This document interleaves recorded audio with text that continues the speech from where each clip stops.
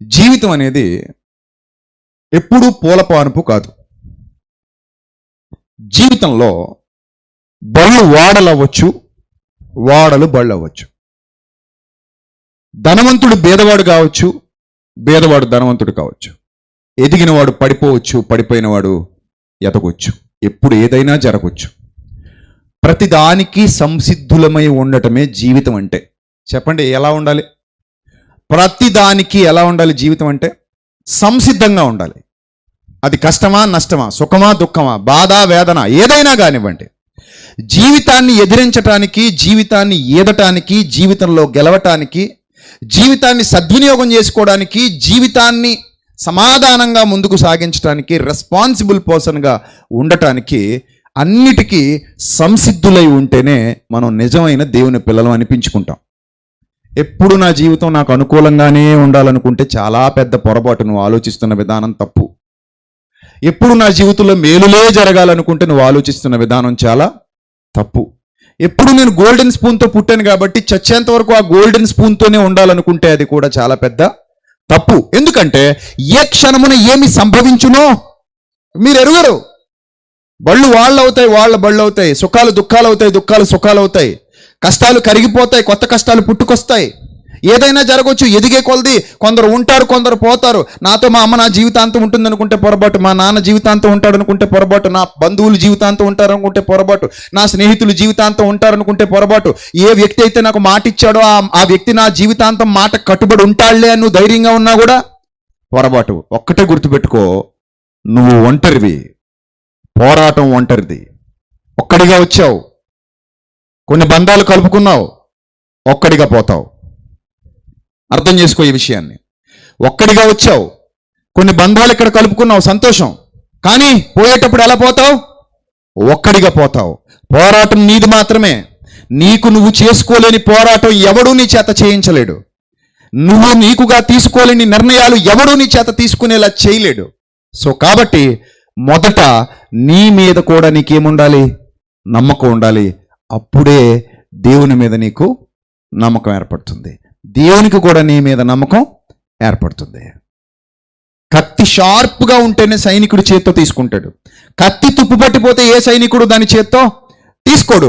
నువ్వు బలంగా ఉంటే దేవుడు నిన్ను తన చేతిలోకి తీసుకుంటాడు. నువ్వు బలహీనంగా ఉంటే దేవుడు కూడా నిన్ను తన చేతుల్లోకి తీసుకోలేడు. ఇలా ఉండాలి అంటే ప్రతిదానికి సంసిద్ధుడవై ఉండాలి, సంసిద్ధురాలవై ఉండాలి. జీవితాన్ని అర్థం చేసుకోవాలి. మొదట లైఫ్ అంటే ఇట్స్ ఎ సీక్రెట్. ఏ రోజుకి ఆ రోజు కొత్త టాస్క్లు ఇస్తూ ఉంటుంది. పేజీ తిరగేసేంత వరకు నెక్స్ట్ పేజీలో ఏముందో మనకు తెలీదు బుక్ చదివేటప్పుడు. ఇన్ ద సేమ్ వే జీవితాన్ని జీవించేంత వరకు నెక్స్ట్ డే ఏం జరగబోతుందో మనకి తెలీదు.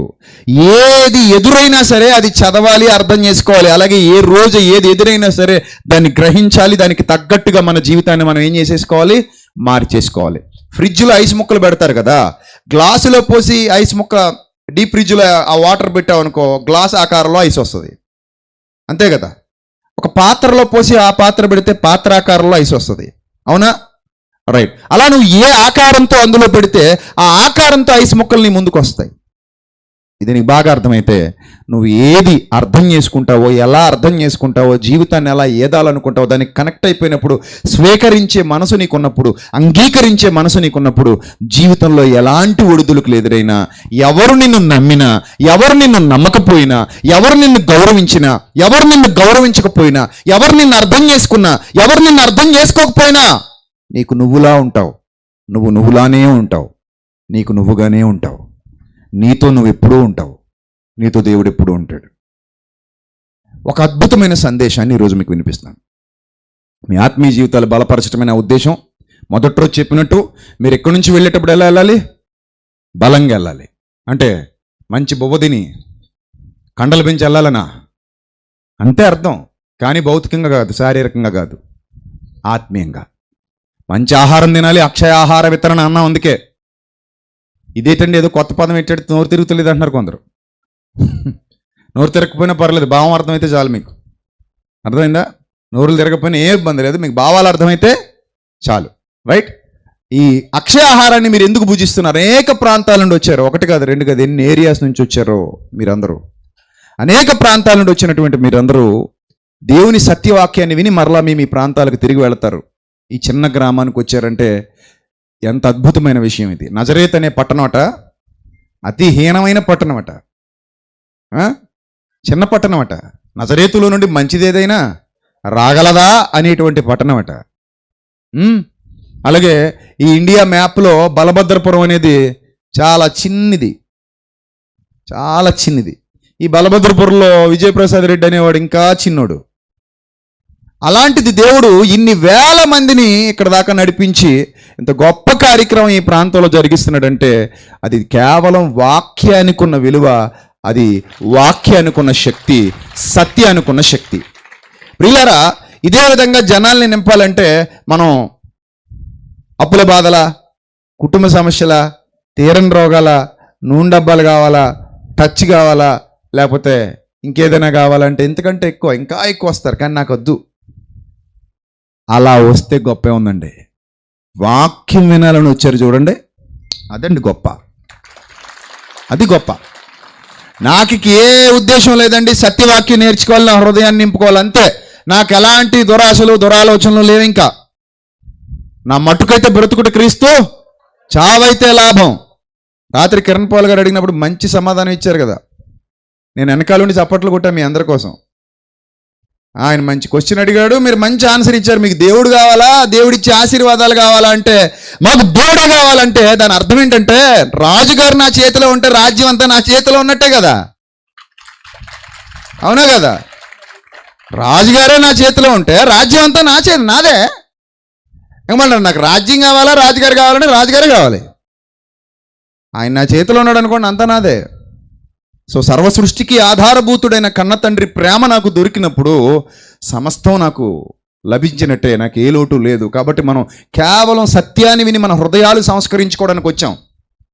ఇక్కడ బోధకులు కూడా చాలామంది, మీకు బోధిస్తున్న బోధకులందరూ నా దగ్గర వాక్యం నేర్చుకున్న వాళ్ళే, నా ద్వారా బలపడిన వాళ్ళే. నా ద్వారా అంటే ఎవరైతే చిన్నవాళ్ళను నేను ఇక్కడ మీకు పరిచయం చేస్తున్నానో వాళ్ళ గురించి చెప్తున్నాను. మీకు సండే స్కూల్ పిల్లలకు కానీ, యూత్ పిల్లలకు కానీ పాఠాలు చెప్పే పిల్లలు కూడా నా దగ్గర వాక్యం నేర్చుకున్న పిల్లలే. వాళ్ళు ఇంకా బలపడతారు, ఇంకా రాబోయే సంవత్సరాల్లో ఇంకా బలంగా మారుతారు, ఇంకా శక్తివంతంగా మారుతారు, ఇంకా శక్తివంతమైన ప్రసంగాలు వారు చేయునుగాక. ఆమేన్. దేవాది దేవుడు అట్టి శక్తిని వాళ్ళకు అనుగ్రహించాలని నేను మనస్ఫూర్తిగా కోరుకుంటున్నాను. రైట్, ఈరోజు ఒక బలమైన సందేశాన్ని మీకు వినిపిస్తాను, జాగ్రత్తగా వినండి. జీవితం ఎప్పుడు ఒకలా ఉండదు. జీవితంలో కష్టాలు, కన్నీళ్లు, శ్రమలు, ఇరుకులు, ఇబ్బందులు ఎప్పుడు ఎలా వస్తాయో మనకు తెలియదు. ఎవరినైతే మనం నమ్ముతామో వాళ్ళు మనకి ఎలా హ్యాండ్ ఇస్తారో తెలియదు.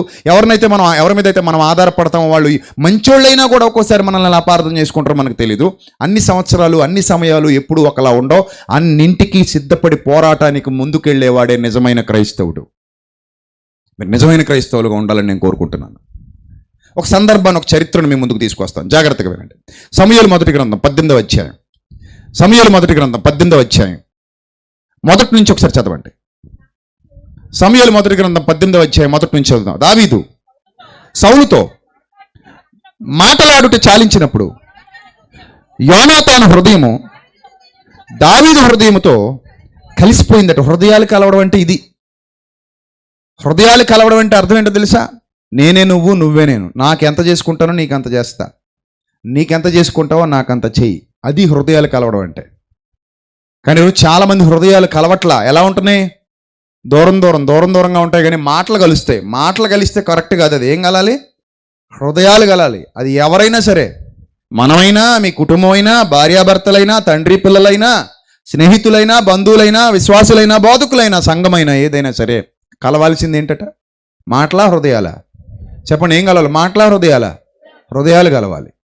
ఎప్పుడైతే మీ హృదయాలు కలుస్తాయో అప్పుడు ఇలా ఉంటారు. చూడండి, యోనాతాను దావీదును తన ప్రాణ స్నేహితునిగా భావించుకొని అతన్ని ప్రేమించెను. ఏమండి, ఎవరెవరిని ప్రేమించారన్నది ఇక్కడ? యోనాతాను ప్రేమించాడట. యోనాతాను గోల్డెన్ స్పూను, దావీదు మట్టి స్పూను. యోనాతాను గోల్డెన్ స్పూను, సౌలు కొడుకు అంటే రేంజ్ వేరు, రాజు కొడుకు. దావీదు గొర్రెల కాపరి, యెషయి కుమారుడు. ఏమి లేదు, అంత శక్తిమంతుడు ఏం కాదు, అంత బ్యాక్గ్రౌండ్ ఉన్నవాడు కాదు, చిన్నోడు. కానీ అంత పెద్దోడు ఇంత చిన్నోడిని ప్రేమించాడంటే స్నేహం అంటే అంతే, అలాగే ఉంటుంది నిజమైన స్నేహం. సో ఇద్దరు ఒకరినొకరు హృదయాలు కలుసుకునేంతగా ప్రేమించుకున్నారు. రైట్, దావీదు తనకు ప్రాణ స్నేహితుడిని భావించుకుని అతన్ని ప్రేమించుచు యోనాతాను అతనితో నిబంధన చేసుకున్నాను. మరి యోనాతాను తన దుప్పటి, తన కత్తి, తన విల్లు, నడికట్టు తీసి దావీదుకి ఇచ్చెను.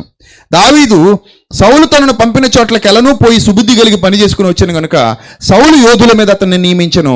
జనులందరి దృష్టికి, సౌలు సేవకుల దృష్టికి దావీదు అనుకూలుడై ఉండెను.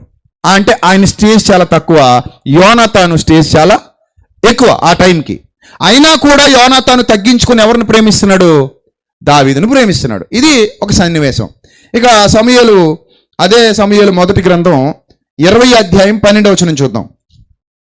అదే సమూయేలు మొదటి గ్రంథం 20 అధ్యాయము 12వ వచనం. అప్పుడు యోనాతాను, ఇశ్రాయేలు దేవుడైన యెహోవా సాక్షి, రేపైనా ఎల్లుండైనా ఈ వేళప్పుడు నా తండ్రిని శోధిస్తాను.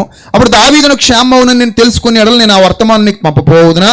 అయితే నా తండ్రి నీకు కీడు చేయని ఉద్దేశించున్నాడని నేను తెలుసుకునే ఎడల దాన్ని నీకు తెలియజేసి నువ్వు క్షేమంగా వెళ్ళినట్లు నిన్ను పంపివేయని ఎడల యెహోవా నాకు గొప్ప అపాయము కలుగు చేయనుగాక. అప్పటికే దావీదుని చంపేయాలని సౌలు ప్లానింగ్స్తో ఉన్నాడు. ఒకవేళ నా తండ్రిని చంపేయాలనుకుంటాడేమో, నేను నిన్ను తప్పిస్తాను ఖచ్చితంగా, ఒకవేళ తప్పించకపోతే దేవుడు నాకు అపాయం కలుగు చేయనుగాక అంటాడు. అని ఏం చేస్తాడంటే, అయితే నేను బ్రతికి ఉండని ఎడల, నేను చావకుండా యెహోవా దయచూపునట్లుగా నీవు నాకు దయచూపకపోయిన ఎడలనేమి, నేను చనిపోయిన ఎడలనేమి, యెహోవా దావీదు శత్రువులను ఒకడైన భూమి మీద నిలవకుండా నిర్మూలన చేసిన తర్వాత నీవు నా సంతతి వారికి దయచూపకపోయిన ఎడలనేమి యెహోవా నిన్ను విసర్జించునన్నాడు. నువ్వు నా సంతతి వారికి ఏం చేయాలి? దయచూపాలి. నేను చచ్చిపోతే చచ్చిపోవచ్చు, పరిస్థితులు బాగాలేదు, నాకు అర్థమవుతున్నాయి, మా నాన్న మూర్ఖుడు, మా అమ్మనే ఆగడగొట్టుదానా అన్నాడు. అంటే ఎంత మూర్ఖుడు! నా గురించి మాట్లాడుతూ ఆగడగొట్టుదాని కొడుకా అంటాడు. బూతు మాట అది. అలాంటి బూతు మాటలు మాట్లాడే బూతు మనిషి అయిపోయాడు మా నాన్న. దేవునికి విరోధి అయిపోయాడు, దేవునికి దూరంగా బ్రతుకుతున్నాడు. ఒకప్పుడు గొప్పగా ఉన్నవాడే, కానీ ఏమైపోయాడు? పతనం అయిపోయాడు. అదే చెప్తున్నా, బళ్ళు వాళ్ళు ఏమవుతాయట, బళ్ళు అవుతాడు. గొప్పోడు అనుకున్నవాడు ఒక్కోసారి పడిపోతుంటాడు. అందుకే ఎప్పుడు కూడా గొప్పోడు అయిన వాడు మరింత జాగ్రత్తగా ఉండాలి. అర్థమవుతుందా? ఇంట్లో పెట్టిన దీపం జాగ్రత్తగా ఉండాలా? బయట పెట్టిన దీపానికి గాలి ఎక్కువ వేస్తుందా? దీపం బయటకు వచ్చిన తర్వాత గాలికి నిలబడాలి. ఇంట్లో ఎవడైనా వెలుగుతాడు, బయట ఎలగాలి, అది గొప్ప. గాలికి నిలబడాలి ఆరిపోకుండా, అది గొప్ప. అర్థమైందా? ఎదగడం గొప్ప కాదు, దేవుడు ఎదగనిస్తాడు. ఎదిగిన తర్వాత నిలబడ్డవాడే గొప్పవాడు. ఆ ఎదిగించిన విధానాన్ని కాపాడుకున్నవాడే గొప్పవాడు. అర్థమవుతుందా? దేవుడు హెచ్చించాడు కదా అని గర్వించకూడదు, హెచ్చించాడు కదా అని మనల్ని మనం మోసం చేసుకోకూడదు, ఇతరులను మోసం చేయకూడదు, దేవుడిని అస్సలు మోసం చేయకూడదు. కాపాడుకోవాలి. సౌలు అలా చేయలేదు, పడిపోయాడు. ఆ దెబ్బ ఎవరి మీద పడిందంటే యోనాతాను మీద పడింది. యోనాతానికి అర్థమైపోయింది, సౌలుని తీసేయబోతున్నాడు దేవుడు, అంటే నాకు ఇక రాజ్యం ఉండదు. మరి ఎవరికి ఇస్తాడు దేవుడు? దావీదుకి ఇస్తాడు. దావీదు అయితే ఏంది? నా ప్రాణ స్నేహితుడే కదా, నేనుంటే ఏంటి, అతనుంటే ఏంటి? అబ్బా ఎంత మంచి మనసు! నేనుంటే ఏంటి, అతనుంటే ఏంటి? నా స్నేహితుడు, ఎంత గొప్ప హృదయం ఉండాలి తెలుసా? చెప్పుకోవడానికి బాగుంటాయి కానీ పని వచ్చేసరికి మామూలుగా ఉండదు. మీ ఇంటి పక్కోడు మీకు వ్యతిరేకంగా నామినేషన్ వేసాడు అనుకోండి, మాట్లాడతారట ఇంక మీరు ఆడితో. అసలు నామినేషన్ ఎవరు వేయాలి? నేను ఒక్కడనే వేయాలి. అంటే ఎవరు గెలవాలి? నేనే గెలవాలి. నువ్వైతే ఏంటి, నేనైతే ఏంటి, ఎవడొకడు మన ఊరికే కదా ప్రెసిడెంట్ అవుతాం అని అనుకుంటారట వీళ్ళు. కొట్టు చచ్చిపోతారు. మా పార్టీ ఓడే గెలవాలి, ఈ పార్టీ ఓడే గెలవాలి. ఒకే ఇంట్లో అన్నదమ్ములు కూడా కొట్టు చచ్చిపోయేవాళ్ళు ఉన్నారు పార్టీల కోసం, కుర్చీల కోసం. అలాంటి భయంకరమైన రోజుల్లో అన్నదమ్ములకే పడి చావట్లేదంటే స్నేహితుల్లో ఎంత మంచి స్నేహితుడు అంటే యోనాతాను మామూలు మంచోడు కాదండి. నన్ను అడిగితే దావీదు కంటే మంచోడు అండి యోనాతాను. బైబిల్లో అలాగే ఉంది. దావీదుని అంత ఎక్కువ ప్రేమించాడు, పాపం ప్రాణంగా ప్రేమించాడు దావీదుని, ప్రాణంగా. అలాగే ఎక్కడ కూడా సౌలులాగా దేవుని నిర్ణయానికి ఎదురెళ్ళాలనుకోలేదు. అవును, నాకు దేవుడు ఇదే నిర్ణయించాడు కాబట్టి నేను ఇలాగే ఉండాలనుకున్నాడు. నా జీవితంలో ఇంక ఇదే ఉంది కాబట్టి ఈ పరిస్థితికి నేను తలొగ్గాలి, ఈ పరిస్థితికి నేను యాక్సెప్ట్ చేయాలి. మనం ఒక్కసారి చూడండి, పరిస్థితులకు అనుకూలంగా పోతే ఇబ్బంది లేదు, కానీ పరిస్థితులకు వ్యతిరేకంగా వెళ్ళాలనుకుంటాం, అదే ఇబ్బంది. ఇప్పుడు ఫ్లోతో పాటు ఈదుకుంటా పోయారనుకోండి, కష్టం లేదు, ఈదుకుంటా పోతారు. అది ఎదురెత్తాలనుకుంటే గోదావరికి మీ వల్ల అవుతుందండి, మీ వల్ల అవుతుందా? అవ్వదు. ఎంత గజేతగాడైనా ధవళేశ్వరం బ్రిడ్జి దగ్గర మంచి ఫ్లో వెళ్తూ ఉంటుంది, భయంకరమైన ఫ్లో. ఆ ఫ్లోలో కానీ దూకాడు అనుకోండి, ఎంత గజేతగాడైనా ఏం చేయలేడు, గోదావరిని ఎదురెదలేడు. ఫ్లోలో పోయేవాడైతే సుఖంగా పోతాడు. జీవితం కూడా అంతే, ఫ్లోలో కొట్టుకోవాలి మనం. ఈరోజు నేను ఎలా ఉన్నాను, చక్కగా సూట్ వేసుకుని మీ ముందు నిలబడి వాక్యం చెప్తున్నాను, పోతుంది జీవితం, ఇలాగే పోతాను. రేపేదో కష్టం రావచ్చు, నాకు కన్నీళ్ళు రావచ్చు, ఇరుకులు రావచ్చు, ఇబ్బందులు రావచ్చు, అందులోనూ కొట్టుకుపోతాను. మళ్ళీ తర్వాత సుఖాలు రావచ్చు, అందులోనూ కొట్టుకుపోతాను. ఏదొస్తే దాంట్లో కొట్టుకుపోవడమే జీవితం. వ్యతిరేకించకూడదు ఇంక దాన్ని మనకు అనుకూలంగా మలుచుకోవడమే జీవితం. అంతే తప్ప అమ్మో ఇది కుదరదు అన్నప్పుడు మాత్రం ఇబ్బంది అయిపోద్ది. యోనాతాను కూడా లైఫ్ని అంగీకరిస్తున్నాడు, పరిస్థితులను ఏం చేస్తున్నాడు, అంగీకరిస్తున్నాడు. ఎప్పుడైతే మీరు పరిస్థితులను అంగీకరించడం మొదలు పెడతారో ఆటోమేటిక్గా మీ జీవితం మీ చేతుల్లోకి వచ్చేసినట్టే. రాసి పెట్టుకోండి.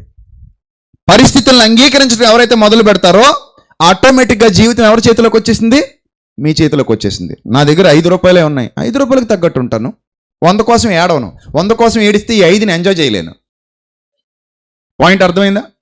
నా దగ్గర 5 ఉంది లేదా 10 ఉంది, ఆ 10తో హ్యాపీగా ఉంటాను. 100 కోసం ఏడిస్తే ఈ 10తో హ్యాపీగా ఉండగలనా? ఉండలేను. కాబట్టి ఉన్నదాంతో సంతృప్తి పడమన్నాడు ప్రభు. అందుకే మీకు కలిగి ఉన్న దాంతో మీరు ఏమై ఉండాలి, సంతృప్తి పడాలి. రైట్, ఇక్కడ చూద్దాం, చదవండి. సమూయేలు మొదటి గ్రంథం ఎక్కడున్నాం మనం? 20వ అధ్యాయం. నీవు నా సంతతి వారికి దయచూపకపోయిన ఎడలనేమి యెహోవా నిన్ను విసర్జించును. 17వ వచనం. దావీదును తన ప్రాణ స్నేహితునిగా ప్రేమించను గనుక ఆ ప్రేమను బట్టి దావీదు చేత మరలా ప్రమాణము చేయించను. ఎక్కడ చూడండి ఎవరెవరిని ప్రేమించారని ఉంటుంది. యోనాతానే దావీదుని పిచ్చిగా ప్రేమించేశాడండి, పిచ్చి ప్రేమ. ఎందుకు మరి వాళ్ళిద్దరికి అంత బాండింగ్ ఏర్పడిందో తెలియదు. ఒక్కోసారి అలాగే కొంతమందితో మనం కలుస్తుంటాం. ఒక్కోసారి కొంతమందిని చూడగానే ఆ ప్రేమ ఏంటో తెలియదు, మనసు లోపల నుంచి పుట్టుకొస్తుంది. వీళ్ళు ఏదో నా వాళ్ళే అన్నట్టు, వీడు నా తమ్ముడు, వీడు నా అన్న, ఈమె నా చెల్లెలు, ఈమె నా అక్క, ఈమె నా తల్లి. వాళ్ళకి మనకి రక్త సంబంధం ఉండకపోవచ్చు, కానీ ఆ ఆప్యాయత అనురాగం వాళ్ళని చూడగానే నా మనిషి అనే దగ్గర భావన కలుగుద్ది. నా మనిషి, ఇతను నా మనిషి, ఈమె నా మనిషి, ఈమె కోసం నేను ఏదైనా చేయాలి, ఇతని కోసం నేను ఏదైనా చేయాలనే ఫీలింగ్స్ కలుగుతుంటాయి. అంత ప్రేమ యోనాతానుకు దావీదు పట్ల కలిగింది. అందుకే ఒక ప్రమాణం చేయించుకున్నాడట దావీదు, పరిస్థితులు బాగోక ఒకవేళ నేను చచ్చిపోయాను అనుకో, నా సంతతిని మాత్రం వదిలేకే.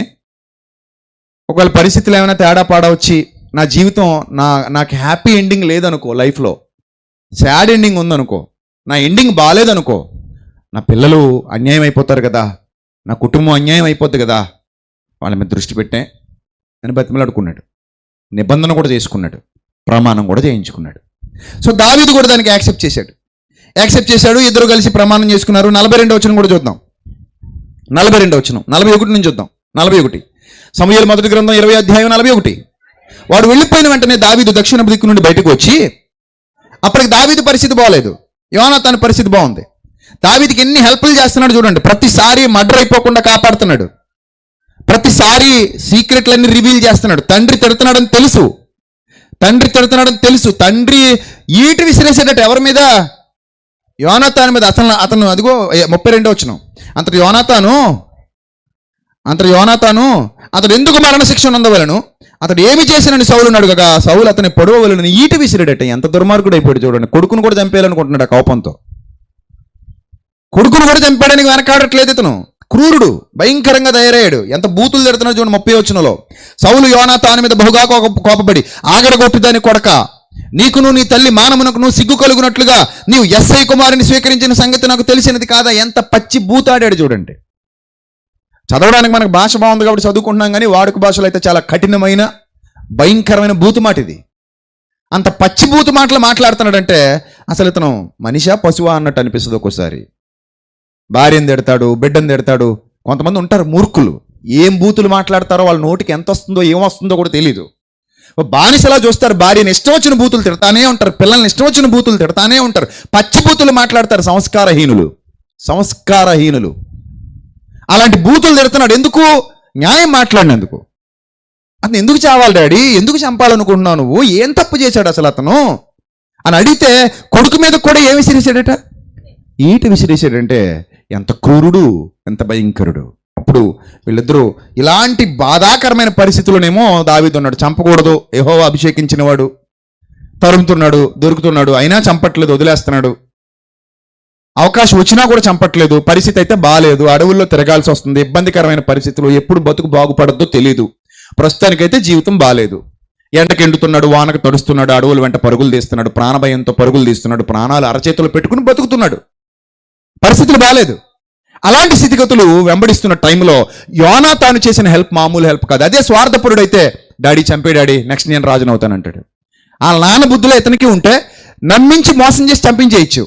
యోనాతాన్ని ఎలాగో నమ్ముతాడు కాబట్టి దావీదు ఒక మంచి ప్లేస్కి తీసుకొచ్చి చంపించేశాడు అనుకోండి, ఇక చేయగలిగింది ఏమీ లేదు.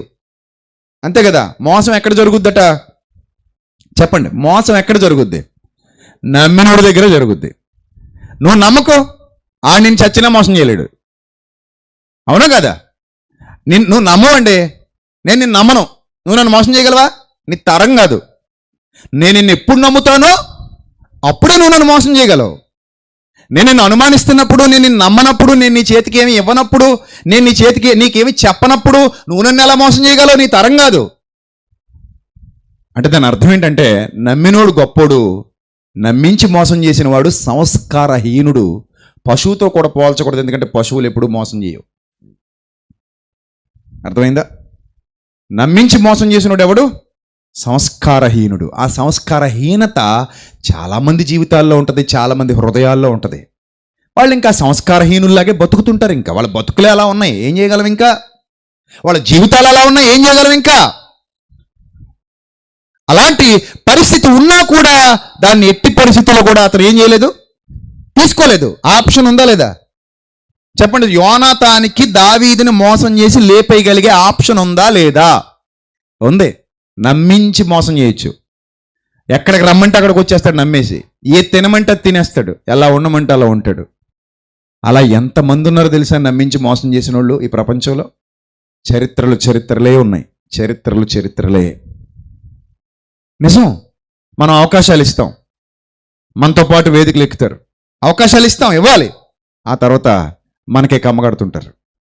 మనం సహాయం చేస్తుంటాం, నిలబెడుతుంటాం, కాపాడుతుంటాం, రక్షిస్తుంటాం, కష్టాల్లో ఆదుకుంటాం, కన్నీళ్ళంటే వెళ్ళి నిలబెడతాం, కానీ మనకే టోపీ వేస్తుంటారు. అలా ఎంతమంది ఉన్నారో టోపీలు గళ్ళు. టోపీలు చేతితో పొట్టు తిరుగుతుంటారు, కనబడవు మనకు. అటు చేతిలో టోపీ ఉందని తెలీదు, మిల్లి వేసేసి పోతాడు అంతే. ఆ టోపీ వేసే ముందు అన్నయ్య, తమ్ముడు, అక్క, చెల్లి అంటారు. ఇవన్నీ నిజాలు అనుకుంటాం, నమ్ముతాం, మోసం చేసేస్తారు. నిజం. ఎంతమంది ఉన్నారో ఇలా సమాజంలో. అయినా కూడా మరి నమ్మాలి కదా, తప్పదు కదా, ప్రేమించాలి కదా, తప్పదు కదా అని మనం బ్రతుకుతూ ఉంటాం. కానీ ఒకటి మాత్రం చెప్పనా, వాడు బాగుపడ్డు. మోసం చేసిన వాడు ఎప్పుడు బాగుపడ్డు. మోసపోయిన వాడు ఏదో ఒక రోజు మళ్ళీ బాగుపడతాడు. మోసం చేసిన వాడు ఎప్పటికీ బాగుపడ్డు, కానీ మోసపోయిన వాడు ఏదో ఒక రోజు బాగుపడే అవకాశం దేవుడు తప్పకుండా ఇస్తాడు. ఎందుకంటే నీ నీతి నిన్ను రక్షించునుగాక అన్నాడు, నీ నీతి నిన్ను కాపాడునుగాక అన్నాడు. సో అయినా కూడా యోనాతాను అసలు ఏ ఆప్షన్ వినియోగించుకోలేదు. చూడండి, ఒకరినొకరు పట్టుకుని ఏడుస్తున్నారట. వాడు వెళ్ళిపోయిన వెంటనే సాష్టాంగ నమస్కారం మూడు సార్లు సాష్టాంగ నమస్కారం చేసిన తర్వాత దావీదు ఎన్నిసార్లట? 3 సార్లు సాష్టాంగ నమస్కారం చేశారట. రాజుగారు అబ్బాయి యోనాతాను. Of course he was my friend, but son of king, రాజుగారి అబ్బాయి. అయినా 3 సార్లు సాష్టాంగ నమస్కారం చేశాడు. అప్పుడు వారు ఒకరినొకరు ముద్దు పెట్టుకొని ఏడుస్తున్నారట ఇద్దరు. భార్యాభర్తల మధ్య కూడా ఇంత ప్రేమ ఉండదు అనుకుంటాను నేను. ఉంటుందంటారా? మీకు ఉందా లేదా? ఏమో మరి మీకే తెలియాలి. చేతులది ఎత్తకుండా గొడవలు అయిపోతే వద్దు. అండ్ నువ్వు చెయ్యి ఎత్తావో లేదో చూస్తాడు మళ్ళీ మీ ఆయన. ఎందుకు ఎత్తలేదని గొడవ పెడతాడు. అదో రకం రాక్షస ప్రేమ అది.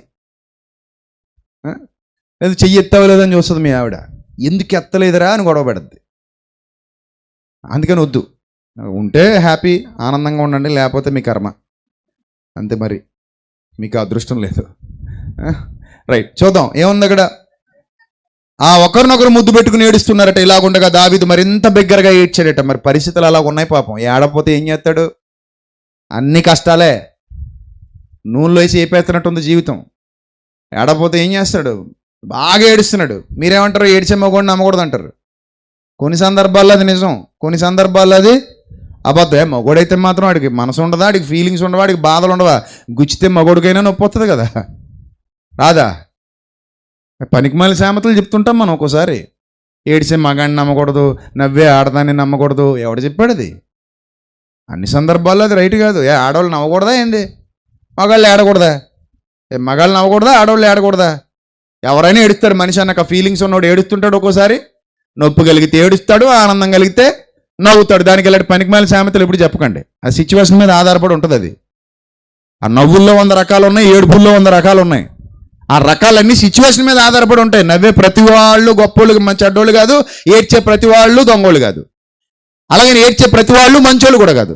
దొంగ ఏడుపులు కూడా ఉంటాయి, మోసపూరితమైన ఏడుపులు కూడా ఉంటాయి, నకిలీ ఏడుపులు కూడా ఉంటాయి. అందుకని అన్ని ఏడుపులు నిజాలు కాదు, అలాగని అన్ని ఏడుపులు అబద్ధాలు కాదు. అది సందర్భాన్ని బట్టి ఒక్కో ఏడుపు ఒక్కోలాగా ఉంటుంది. మన ఏడుపు మన ఏడవాలి తప్ప అలాంటి సామెతలు చెప్పకూడదు. రైట్, నెక్స్ట్ చదువుదాం. అప్పుడు యోనాతాను, యెహోవా నీకును నాకును మధ్యను, నీ సంతతికిని నా సంతతికిని మధ్యను ఎన్నటన్నిటికి ఎలా ఉండాలట? ఎన్నటన్నిటికి సాక్షిగా ఉండును గాక. మనమిద్దరము యెహోవా నామమును బట్టి ప్రమాణము చేసుకుని ఉన్నాము గనుక మనస్సులో నెమ్మది కలిగిపోమని దావీదుతో చెప్పగా దావీదు లేచి వెళ్ళిపోయాను. యోనాతాను పట్టణమునకు తిరిగి వచ్చాను. కొన్ని రోజులు గతించిపోయి ప్రియమైన దేవుని పిల్లలారా, ఏదైతే ఇతను విన్నాడో, జరుగుద్దని విన్నాడో అదే జరిగింది. ఏం జరిగింది? చచ్చిపోయాడు యోనాతాను. పిల్లలు అనాథలైపోయారు, చచ్చిపోయారు. కుటుంబం ఏమైపోయింది? అనాథలైపోయారు. సౌలు ఏమైనా బతుకున్నాడా? సౌలు చచ్చిపోయాడు. బళ్ళు బళ్ళయ్యాయి. జీవితాలు మళ్ళీ తిరగరాయడం మొదలయ్యాయి. అదే చెప్తున్న, జీవితంలో ఎవరు ఎప్పుడు ఎక్కడ ఏ స్థానంలో ఉంటారో ఎవరికి తెలియదు. అవమానాలు పొందిన చోటే రాజపూజ్యాలు ఇవ్వగలిగే ఘనుడున్నాడు. రాజపూజ్యాలు పొందిన చోటే అవమానించగలిగే ఘనుడున్నాడు. ఆ ఘనుడే సర్వోన్నతుడైన దేవుడు. ఎవరిని ఏ స్థితిలో ఉంచాలో, ఎవరికి ఏ రోజు ఏ పేజీలో ఏ రాత రాయబడి ఉంటుందో, రాత అంటే ఆ రాత కాదు సుమా, మన జీవితమే. అది మనకు తెలీదు. ఎవరికి తెలుసు? ఆయనకి తెలుసు. సో బళ్ళు వాళ్ళయ్యాయి, వాళ్ళేమయ్యాయి? బళ్ళయ్యాయి. టక్ టక్ టక్ టక్ మన మొత్తం మారిపోయింది. అడవిలోంచి అంతఃపురంలోకి పోయాడు ఈయన, అంతఃపురంలోంచి మట్టిలోకి పోయారు వీళ్ళు. ఇక్కడ ఇంకో గోల్డెన్ స్పూన్ గురించి మాట్లాడాలి. ఆ గోల్డెన్ స్పూన్ ఎవరంటే సమూయేలు 2వ గ్రంథం 4వ అధ్యాయం చూడండి అందరూ కూడా. సమూయేలు 2వ గ్రంథం 4వ అధ్యాయము 4వ వచనం జాగ్రత్తగా చూడండి. సౌలు కుమారుడు యోనాతానుకు కుంటివాడకు కుమారుడు ఒకడు ఉండెను. బాగా వినండి. కుంటివాడంటే పుట్టుకతో కుంటోడా? పుట్టుకతో కుంటోడండి. దేవుడు మంచి కుమారుని ఇచ్చాడు యోనాతానికి. అయితే జరిగిన విషయం చూడండి. యజ్రెయేలు నుండి సౌలును గురించి, యోనాతాను గురించి వర్తమానం వచ్చినప్పుడు వాడు 5 ఏండ్ల వాడట. అంటే వాళ్ళ నాన్నగారు చచ్చిపోయే సమయానికి ఎంతట వయసు? దాదాపు 5 ఏళ్ళట.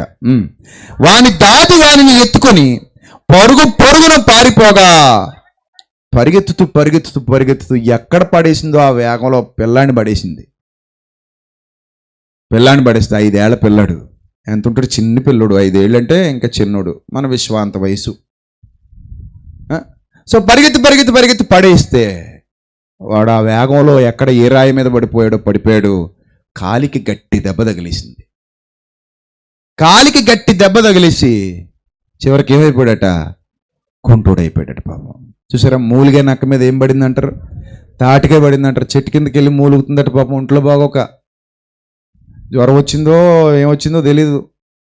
ఆ చెట్టు కింద కూర్చొని తాటి చెట్టు కింద మూలుగుతా ఉంటేనట. అదే టైంకి దాని దరిద్రం అలా ఉంది మరి. ఆ తాటికాయ అప్పుడే పక్కవానికి వచ్చిందనమాట. రాలి వేగంగా వచ్చి దాని మీద పడిందట. అప్పుడు అనుకుంటుంది, చీనా బతుకు తగలయ్యా, ఎటు వెళ్ళినా ఇలాగే ఉంది జీవితం, ఏం చేసినా ఇలాగే ఉంది జీవితం అనిపిస్తుంది. ఆ మూలిగా నక్క మీద తాటికే పట్టడం అంటే అదే. సో మన జీవితంలో కూడా కొన్ని సందర్భాల్లో అన్నీ బాగున్నాయి అనుకుంటాం, దెబ్బ కొట్టేస్తుంటుంది. ఏది బాగోలేదు అనుకుంటాం, ఇంకో పెద్ద దెబ్బ తగిలేస్తుంటుంది. ఆ దెబ్బలు తట్టుకుని నిలబడడానికి చాలా కష్టమైపోతుంటుంది. ఇప్పుడు పాపం 5 ఏళ్ల పిల్లాడు. ఈ పిల్లాడికి ఏం తెలుసు అసలు? ఆ దాది తీసుకెళ్ళి పడేస్తే అతను పడిపోయాడు, కుంటోడైపోయాడట. అతని పేరేంటట? మెఫీబోషెతు. ఏం పేరు చెప్పండి? మెఫీబోషెతు. రైట్.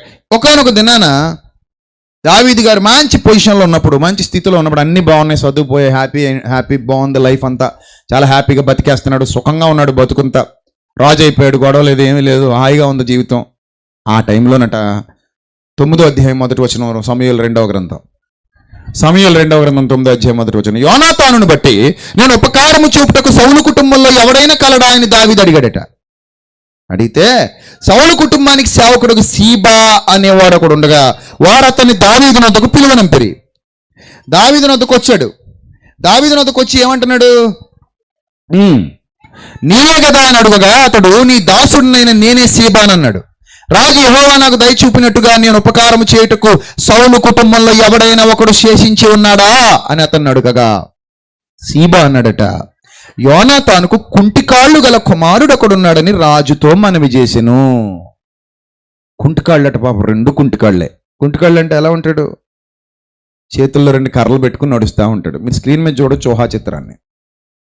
చిత్రకారులు ఏ విధంగా చిత్రీకరించారో ఒకసారి చూడండి.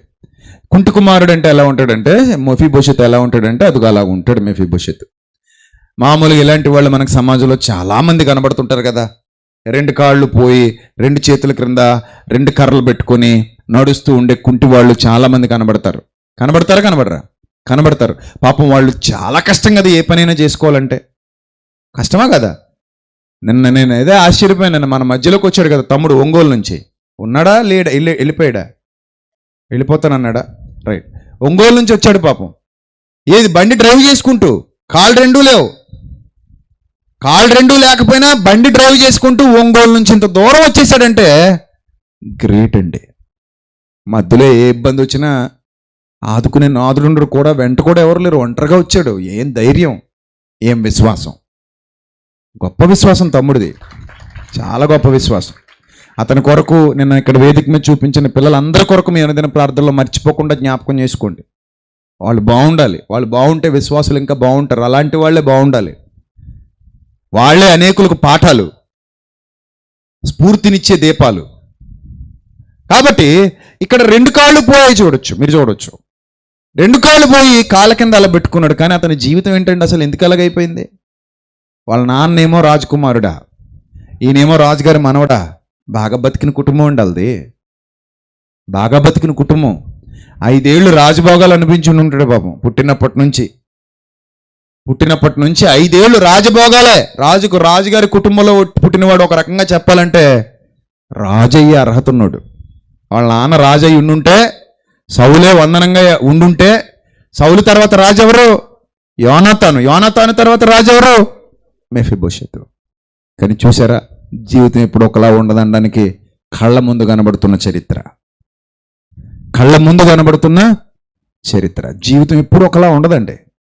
ఎన్ని బాధలు ఉంటాయో, ఎన్ని కష్టాలు ఉంటాయో మనకు తెలీదు. చాలా కష్టాలు ఉంటాయి, చాలా బాధలు ఉంటాయి, చాలా సమస్యలు ఉంటాయి. మనకు ఆ కష్టం తెలీదు, ఆ విలువ తెలీదు. ఆ కష్టం విలువ తెలిసిన వాళ్ళకు మాత్రమే అర్థం అవుతుంది. ఒకరోజు ఒకానొక సమయంలో మా కుటుంబం కొన్ని కష్టాల్లో ఉన్నప్పుడు, కొంచెం ఇబ్బందుల్లో ఉన్నప్పుడు, శోధన బాగా వెంటాడుతున్నప్పుడు, దాదాపు ఒక 7 ఏళ్ళు 8 ఏళ్ళు మేము బాగా నలిగిపోయాం. అలాంటి టైంలో ఆ పక్కన మీరు చూస్తున్నారు కదా కాలువ, ఆ పక్కన మాకు పొలం ఉంది. అదే మీరు వీడియోలో చూశారు కదా, మధ్య ఆడ కౌంటర్ ఇచ్చినప్పుడు చేసిన వీడియోలో ట్రాక్టర్ నడిపిన పొలం ఉంది కదా. ఆ పొలం మా తాత మాకు ఇచ్చింది. ఇదే ఊర్లో మా తాత వాళ్ళ అమ్మ చనిపోతే, వాళ్ళ నాన్న వేరే వివాహం చేసుకుంటే, సవత్తల్లి ఇంట్లోంచి గెంటేస్తే, చిన్న ఎవరో ఏడుస్తుంటేనంటే ఎక్కడికో చెట్టుకి, అక్కడ లోపల వేరే పొలం ఉంది, అక్కడికి వెళ్ళి చెట్టుకి చిన్న ఉట్టు కట్టుకుని అక్కడ కూర్చొని ఏడుస్తుంటే, చేలో ఉండొద్దని వెళ్ళి వాళ్ళ నాన్న వెళ్ళి ఉట్టు కోసి పంపించేశారట. నువ్వు ఇక్కడ ఉండడానికి వీలు లేదని పంపించేస్తే, ఎక్కడికో ఆ కాలువ గట్టు దగ్గరికి వెళ్ళారు. ఆ చెట్టు దగ్గర ఎక్కడో కూర్చొని ఏడుస్తుంటే, ఊర్లో ఎవరో ఒక ఆయన వచ్చి, ఏమయ్యా ఎందుకు ఏడుస్తున్నావు? చిన్నపిల్లాడు, ఏడోకని చెప్పి తీసుకొచ్చి, ఎక్కడో మేము ఉండే ఇప్పుడు పాతిల్లు ఉంది, మీరు ఎవరో చూడడానికి వస్తున్నారట, అది మా ఇల్లు కాదు మా అత్తూరిది, వచ్చి ఫోటోలు కూడా తీసుకుపోతున్నారు. నేను అన్న అది ఏమన్నా మైసూర్ మహారాజా ప్యాలెసే, దిక్మాల పెయింట్లు కూడా లేవు ఆ కొంపకి. అక్కడికి వచ్చి ఇది అన్న ఇల్లండి నేనే చూపిస్తాను కదరా బాబు, కావాలంటే స్క్రీన్ మీదే చూపిస్తాను చూడండి. సో అది కాదు, మాది వేరే ఇల్లు ఉంది, అక్కడ చిన్న చిన్న చిన్న చిన్న గుడిసె వేసుకుని ఉన్నాడట. ఆ గుడిసె కూడా ఆయన ఎవరో వేరే ఆయన చిన్నదేసి ఇచ్చారట మా తాతకి, చిన్న గుడిసె. ఆ గుడిసెలో ఉంటుంటే ఆ ఇల్లు చూడడానికి వచ్చిన వాళ్ళు అందరూ చిట్టిల్లు అనేవారట. అంటే చిట్టిల్లు అంటే చిన్నిల్లు అని. అప్పుడు మా తాత పేరు ఏమైపోయిందంటే సబ్బెళ్ళ వెంకటరెడ్డి కాస్త మా తాత పేరు చిట్టింటి వెంకటరెడ్డి అయిపోయింది. చిట్టింటి వెంకటరెడ్డి. అందుకే ఇక్కడ ఊళ్ళో మా నాన్నగారిని కూడా అదే పేరుతో పిలుస్తుంటారు. చిట్టిల్లు అంటారు. చిట్టిల్లు అంటే చిన్నిల్లు, బుల్లిది అని అర్థం. సో ఆ ఇంట్లో ఉంటూ అమ్మ లేదు, నాన్న లేడు, అలాగా కొంచెం కష్టపడుతూ తన వంట తానే చేసుకుంటూ అలా బతుకుతూ మేము ఉన్న ఇల్లు ఆ స్థలం అన్నీ కొనుక్కున్నాడట పాపం. ఆ పొలం కొన్నాడు, ఆ పక్కనున్న పొలాలు ఆ చక్కగా అన్ని పొలం కొనుక్కున్నాడు, స్థలం కొనుక్కున్నాడు. పెళ్ళి అయ్యేసరికి పెళ్లి చేసుకుందాం అనుకునేసరికి 40 ఏళ్ళు ఎంత వచ్చేసాయి. ఆ రోజుల్లో అంత వయసు, లేట్ మ్యారేజ్ మా తాత ఒక్కడిదే. అలా కష్టపడి కొనుక్కున్నప్పుడు పిల్లలు పుట్టి చచ్చిపోయేవారట. మా నాన్న ఒక్కరే పుట్టారు, బతికారు. ఆ తర్వాత మా అత్తయ్య పుట్టింది, ఇద్దరు బతికారు. సో మా నాన్నగారి పేరు కూడా సేమ్ తన పేరే పెట్టుకున్నాడు కొడుక్కి. తన పేరు వెంకటరెడ్డి, కొడుకు పేరు కూడా అదే పెట్టుకున్నాడు. నా కొడుకు పేరు కూడా నా పేరే ఉండాలనుకున్నాడు ఏమో మరి. మా నాన్నగారి పేరు కూడా అదే పెట్టాడు. పెడితే పొలం కొన్నాడు, చాలా కష్టపడి చెమటోడ్చి సంపాదించిన పొలం అది కొన్నాడు. కొంటే మా నాన్నకి 9 ఏళ్ల వయసేటప్పుడు, ఆ 9 ఏళ్ల వయసప్పుడు కొడుకుని చేయబట్టుకుని ఆ పొలంలోకి తీసుకెళ్ళి కూర్చోబెట్టి, అరే నాన్న, నా జీవితంలో నాకు ఎవ్వరు లేరురా, అందరూ వదిలేశారు, మీ అమ్మని పెళ్లి చేసుకున్నాను, నేను అన్నాను, నువ్వు తప్ప నాకు ఈ ప్రపంచంలో ఇంకెవరు లేరు, ఈ కష్టమంతా నీకే, ఇదంతా నీదే అని చెప్పి తను ఎన్ని బాధలు పడ్డాడో, ఎన్ని నిద్రలేని రాత్రులు గడిపాడో, వాళ్ళ నాన్న ఎంత శోధించాడో, వాళ్ళ అమ్మ ఎంత సవితల్లి ఎంత బాధించిందో, ఆ కష్టాలు కన్నీళ్ళు అన్నీ మా నాన్నకి చెప్పుకుని మా నాన్న పట్టుకుని ఏడ్చేవాడట మా తాత ఎలా ఉంటాడో కూడా నాకు తెలియదు. ఆ రోజుల్లో ఫోటోలు ఎక్కడ ఉన్నాయి, అసలు ఆ రూపం కూడా తెలియదు మాకు. ఏడ్చేవాడట, ఇదిరా పరిస్థితి నాన్న అని. సో నాకు దాని విలువ తెలీదు. మా నాన్నగారు ఖాళీగా ఉంటే చాలు, ఇల్లా గట్టు మీద కూర్చుంటాడు ఎందుకే అనుకునేవాడు నేను. ఏటి పనికి ఖాళీగా ఉంటే చాలు, ఇల్లా గట్టు మీద కూర్చుంటాడు. ఏంటంటే ఆయన జ్ఞాపకాలు, వాళ్ళ నాన్న జ్ఞాపకాలు ఉన్నాయి అక్కడ. వాళ్ళ నాన్న గురించిన జ్ఞాపకాలన్నీ అక్కడ వెంటాడుతున్నాయి కాబట్టి అక్కడికి వెళ్ళి కూర్చోవడం, పనున్నా లేకపోయినా వెళ్ళి అక్కడ కూర్చొని కాసేపు ఉండి రావడం జరిగేది. సో చెప్పాను కదా, మా కుటుంబానికి ఒక భయంకరమైన సమస్య వచ్చింది. మేము ఒక ఊబిలో పడిపోయాం. ఏం చేయాలో అర్థం కాని పరిస్థితి. సో ఎటు నిర్ణయం తీసుకోవాలన్నా ఎటు వెళ్ళలేని పరిస్థితి. శోధన బాగా అధికమైపోయింది. ఆ టైంలో నేను అన్నాను, నాన్న పొలం ఇచ్చేద్దాం అన్నాను. నేను ఒప్పుకొని వచ్చేసాను. పోనేనన్న పొలం దాన్ని ఎవడకు కావాలి, మళ్ళీ కొనుక్కుందాం కావాలంటే ఇంకోటి కొనుక్కుందాం, ఇచ్చేద్దాం అన్న పొలం అనేసరికి ఇలా పట్టుకుని ఒక్కసారిగా దబ్బుని కింద పడిపోయాను. ఆ రోజు మా ఇంట్లో ఒక్కసారిగా అందరికీ హార్ట్ అటాక్ వచ్చినంత పని అయింది. ఆయన పట్టుకుని నేను బోర్ని ఏడుస్తున్నాను, నాన్న ప్లీజ్ నాన్న, లేనన్న ఇవ్వనన్న, ఇంకెవరికి ఇవ్వనన్న, ప్లీజ్ నాన్న, అదేం చేయిందన్న, నీకే ఉంటుంది నాన్న అంటుంటే ఆయన తీరుకున్న తర్వాత ఆ రోజు నేను మా అన్నయ్య అందరూ ఏడవడం ఇంట్లో. అప్పుడు మా నాన్నకి ఏమైపోద్దో అని భయం నాకు. అరే పిచ్చోళ్ళే ఏడ్చాను నేను మా నాన్నను పట్టుకుని, పిచ్చోళ్ళగా.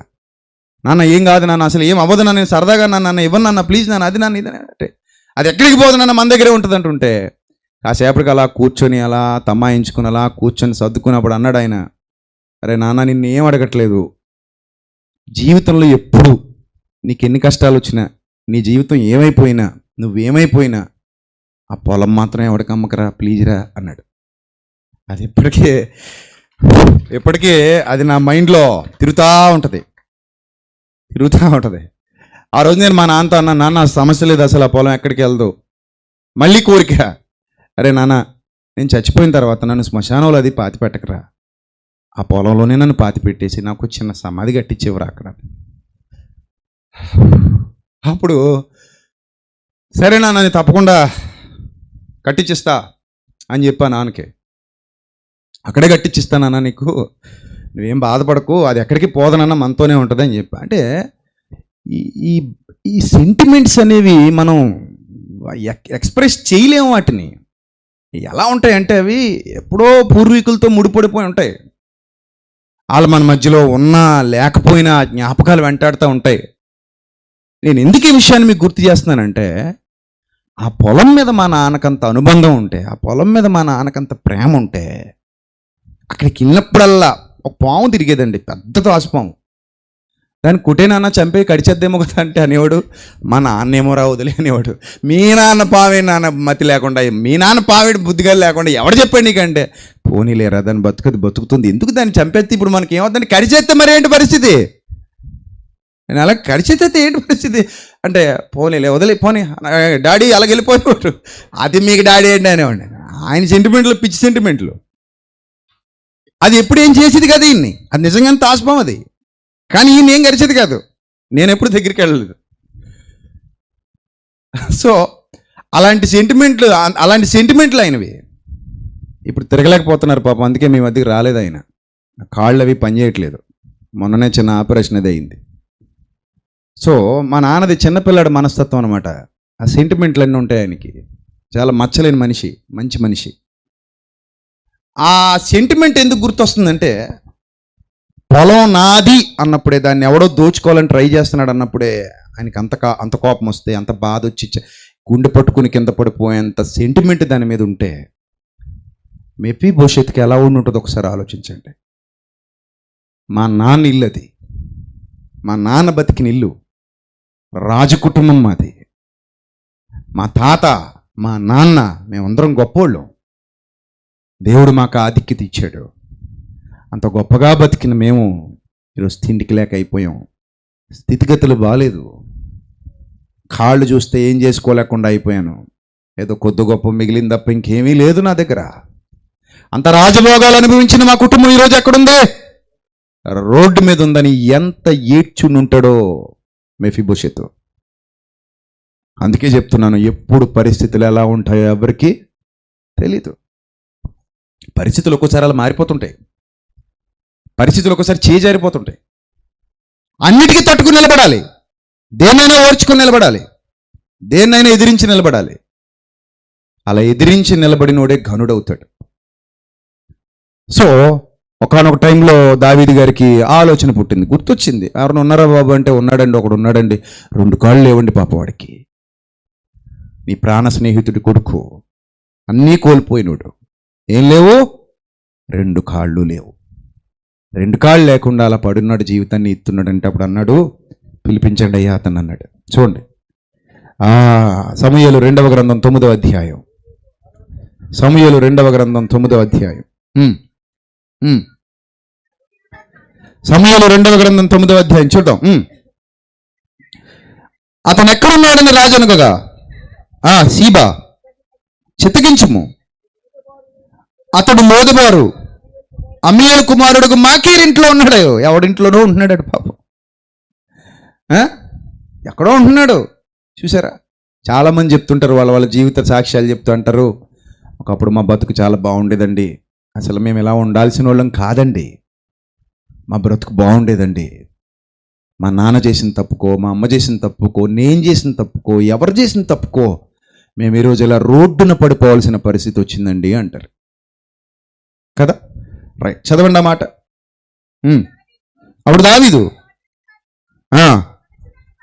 మనుషులను పంపి లోదబారులోనున్న అమ్మీయేలు కుమారుడైన అమ్మీయేలు ఇంట్లో ఉన్న మాకీర్ అంటున్నాడని తెలుసుకొని తీసుకొస్తున్నాడు, రప్పించాడు అక్కడి నుంచి.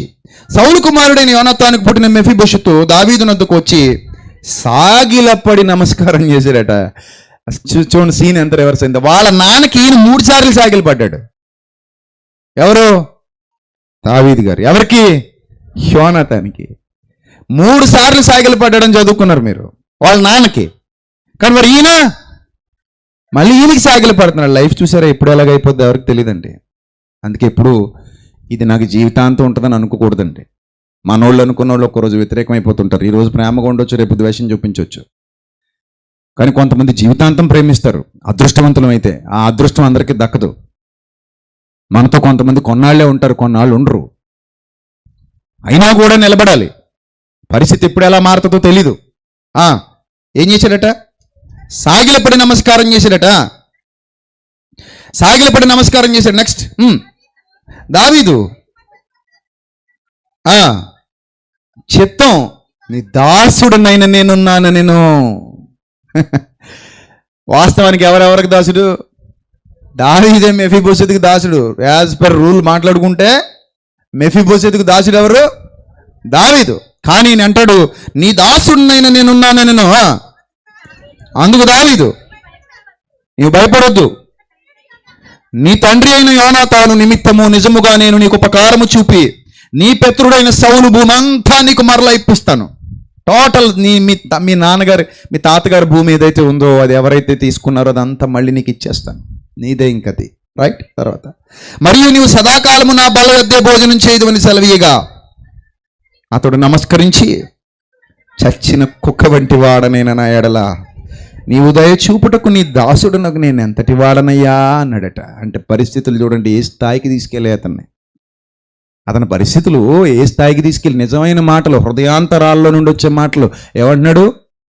చచ్చిన కుక్కలాంటి ఉన్నాయా, ఎప్పుడో చచ్చిపోయాను నేను, బతకడానికి బతుకు మీద ఆశలే లేవు, బతుకు మీద ఆశలు చచ్చిపోయాయి, బతకాలన్న కోరిక చచ్చిపోయింది, ఎందుకు బతుకుతున్నానో కూడా తెలీదు, చచ్చిపోయిన కుక్కలాంటి ఉన్నాయా నేను, ఈ చచ్చిపోయిన కుక్కలాంటి ఉన్నాయి నన్ను, నా మీద నీకు దయ కలిగిందా?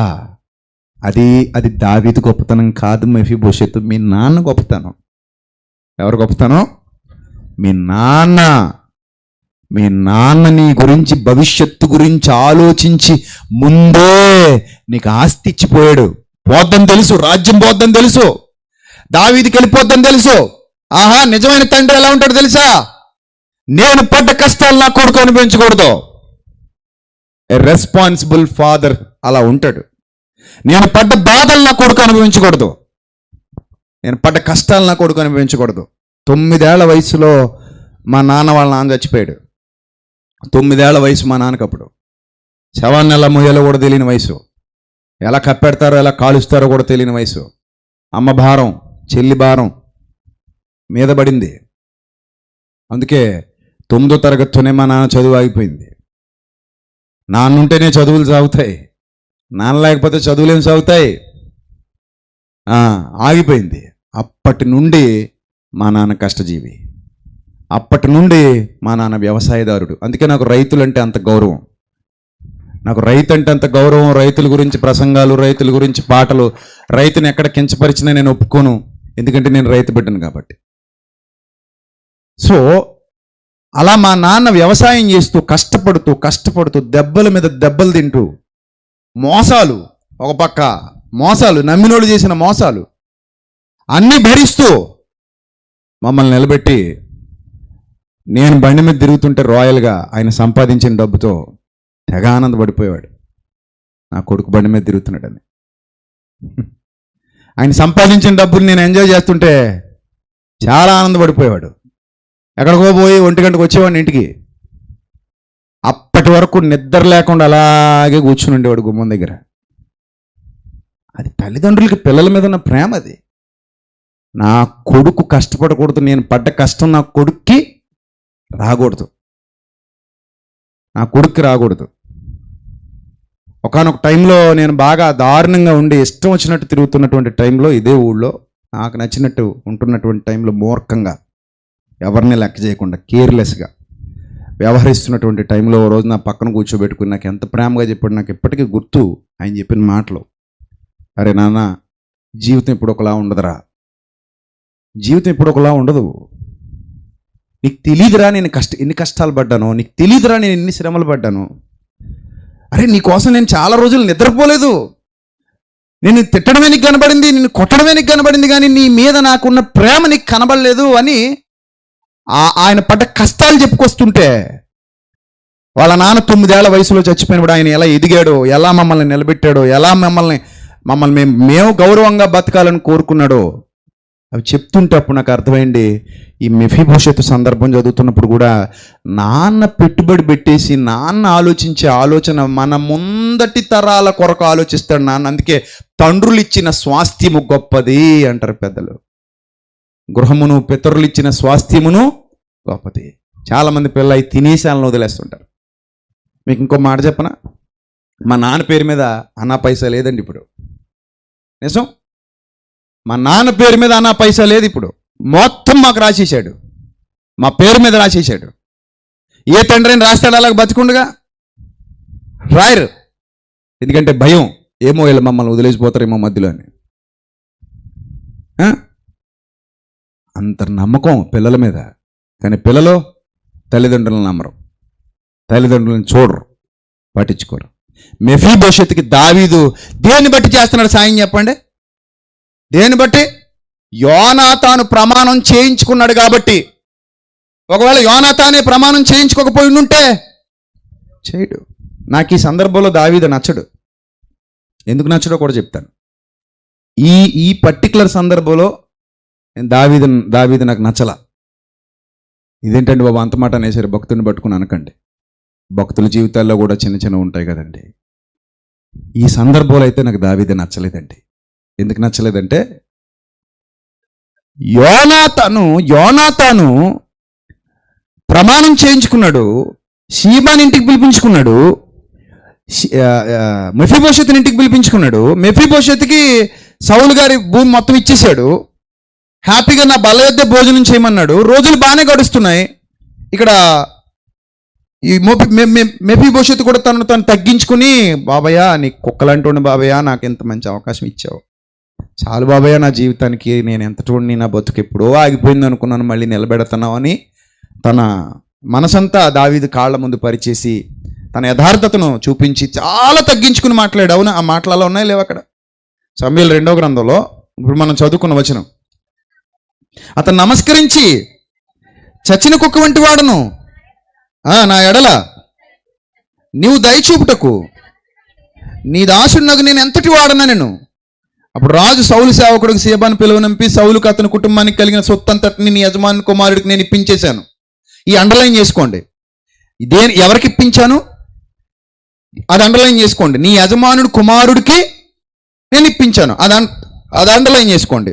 తర్వాత 7వ అధ్యాయంలో, నీ పితరుడైన సౌలు భూమి అంతయు నీకు మరలా ఇప్పింతును, అది అండర్లైన్ చేసుకోండి. చెప్తాను ఎందుకు అండర్లైన్ చేసుకోమన్నానో చెప్తాను. ఆ 2 వచనాలు రాసుకోండి సెపరేట్గా, ముగించుకుందాం. రైట్?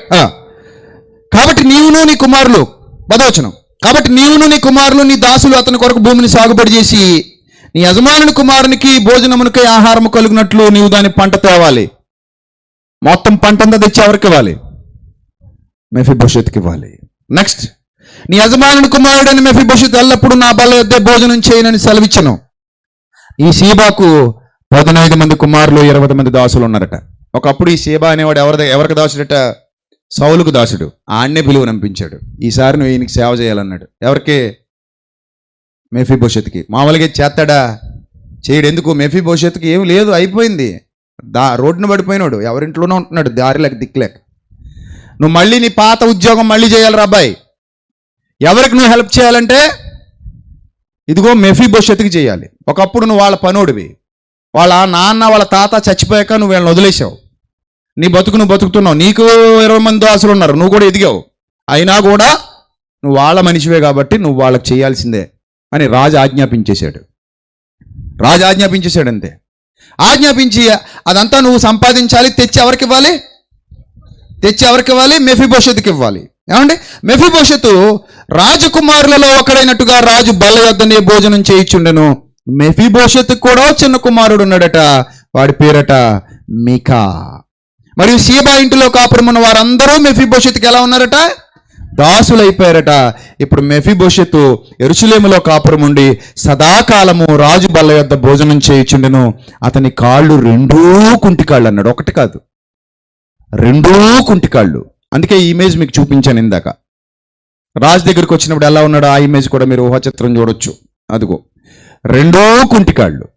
దావీదు గారి దగ్గరికి వచ్చి నా సాష్టాంగ నమస్కారం చేశాడు. అయ్యా మీరు నా కుక్కలాంటోనయ్యా అన్నాడు. ఎంత గొప్ప అవకాశం నాకు ఇప్పించారయ్యా అన్నాడు. చాలయ్యా నా బతుకు మీరు చేసిన మేలు అన్నాడు. 2 కుంటికాళ్ళు. సో దావీదు గారు కూడా మేలు చేశారు. సీబాకి ఇప్పుడు కొత్త పని దొరికింది. ఏంటి కొత్త పని? ఆ పాదే పని అమ్మయ్య పోయిందనుకున్నాడు. ఆ లైఫ్ ఆడు చూసుకుంటున్న టైంలో నువ్వు చేసి ఇతనికి హెల్ప్ చేయాలి, ఎందుకంటే నువ్వు ఆ స్థితిలో ఉండడానికి కారణం ఇతని కుటుంబమే కాబట్టి, నువ్వు వాళ్ళ దాసుడివే కాబట్టి నువ్వే వాళ్ళకి చేయాలి, నీకు అప్పగిస్తున్నాను, బాధ్యత మొత్తం ఎవరిది? నీది. మెఫీబోషెతు ఆస్తి మొత్తాన్ని చూసుకొని అతనికి ఇవ్వాల్సిన బాధ్యత ఎవరిది? నీది. ఇక్కడ అంతా బాగానే ఉంది. మీకు అనిపించవచ్చు దావీదు ఎందుకు అన్నయ్యకి నచ్చలేదని. బాగానే ఉంది కదా, అంతా హ్యాపీ ఎండింగ్. రోజు భోజనం చేస్తున్నాడు, రాజకుమారులతో కలిసి తింటున్నాడు. మెఫీబోషెతు కూడా హ్యాపీగానే ఉన్నాడు కదా, అంతా బాగుంది కదా, బాగుంది కదా. ఒకానొక టైంలో దావీదుకి కష్టం వచ్చింది. అబ్షాలోము అనేవాడు దావీదు మీద తిరగబడ్డాడు, కొడుకే. తిరగబడితే రాజ్యం వదిలి పారిపోవాల్సినటువంటి పరిస్థితి ఏర్పడింది. నైట్ దొంగతనంగా రాజ్యం వదిలి పారిపోవాల్సిన పరిస్థితి ఏర్పడింది. సమూయేలు 2వ గ్రంథం 16వ అధ్యాయం. సమూయేలు 2వ గ్రంథం 16వ అధ్యాయం. అదే చెప్తున్నా, బళ్ళు వాళ్ళ బళ్ళు అవుతాయి. జీవితం ఎప్పుడు ఎలాంటి టాస్క్లు ఇస్తుందో తెలియదు బిడ్డ, జాగ్రత్త. ఎప్పుడు పచ్చగా ఉంటుంది అనుకోకూడదు. చెట్టు ఆకులు రాలిపోయే కాలం కూడా వస్తుంది. అలానే ఇప్పుడు ఆకులు రాలిపోయి ఉంటాయి అనుకోవద్దు, మళ్ళీ చిగిర్చే కాలం కూడా వస్తుంది. జీవితం కూడా అంతే, రకరకాల టాస్క్లు ఇస్తుంది. ఇప్పుడు మళ్ళీ దావీదు గారు మళ్ళీ అడవి బాట పట్టాల్సి వచ్చింది. అడవిలోంచి అంతఃపురానికి, మళ్ళీ అంతఃపురంలోంచి మళ్ళీ అడవిలోకి. ఏం జీవితం చూడండి. మనందరి జీవితాలు అంతే. అందుకే కష్టాలు వచ్చినాయని కుంగిపోకండి, శాశ్వతం కాదు. సుఖాలు వచ్చినాయి పొంగిపోకండి, అయ్యి శాశ్వతం కాదు. అర్థమైందా? రెండిట్లో ఏది శాశ్వతం కాదు. ఎప్పుడు బాల్ ఏ కోర్టులో ఉంటుందో ఎవ్వడికి తెలీదు, ఎప్పుడు మనం ఎక్కడ ఉంటామో ఎవ్వడికి తెలీదు. లైఫ్ని అలా అంగీకరిస్తూ ముందుకు పోతేనే హ్యాపీగా ఉంటాం. కాకపోతే ఒకటి మాత్రం ఎప్పుడు అనుకోండి, నేను ఎప్పుడు బాగుంటాను అని అనుకోండి. ఆ సూత్రం రోజు చెప్పుకోండి. దేవుడి దయ వల్ల నేను ఎప్పుడు బాగుంటాను. పొద్దున్న లేవగానే మాట అనుకోండి, దేవుడి దయ వల్ల నేను ఎప్పుడు బాగుంటాను అనే విషయాన్ని ఎక్కువ చెప్పుకుంటూ ఉండండి. కష్టం వచ్చినా అదే చెప్పుకోండి. అర్థమైందా? సుఖంలోనూ అదే మంత్రం, కష్టంలోనూ అదే మంత్రం. దేవుడి దయ వల్ల నేను ఎప్పుడు బాగుంటాను, నా జీవితం బాగుంటుంది అనే సూత్రాన్ని ఎప్పుడు చెప్పుకోవాలి. సో వెళ్ళిపోయాడు. చూడండి 16వ అధ్యాయం 1వ వచనం ముగించుకుందాం. సమూయేలు 2వ గ్రంథం 16వ అధ్యాయం 1వ వచనం. దావీదు కొండ శిఖరం అవతల కొంచెం దూరం వెళ్ళిన తర్వాత మెఫీబోషెతు సేవకుడైన సీబా గంతలు కట్టిన 2 గాడిదలు తీసుకుని వస్తున్నాడట. పరిస్థితి మీకు అర్థమైంది కదా, అడవిలో ఉన్నాడు, తిండి లేదు. ఆ పరిస్థితిలో కొండ శిఖరం అవతల కొంచెం దూరం వెళ్ళిన తర్వాత ఈడు వచ్చాడట, 2 గంతలు కట్టుకుని 2 గాడిదలు వేసుకొచ్చాడట.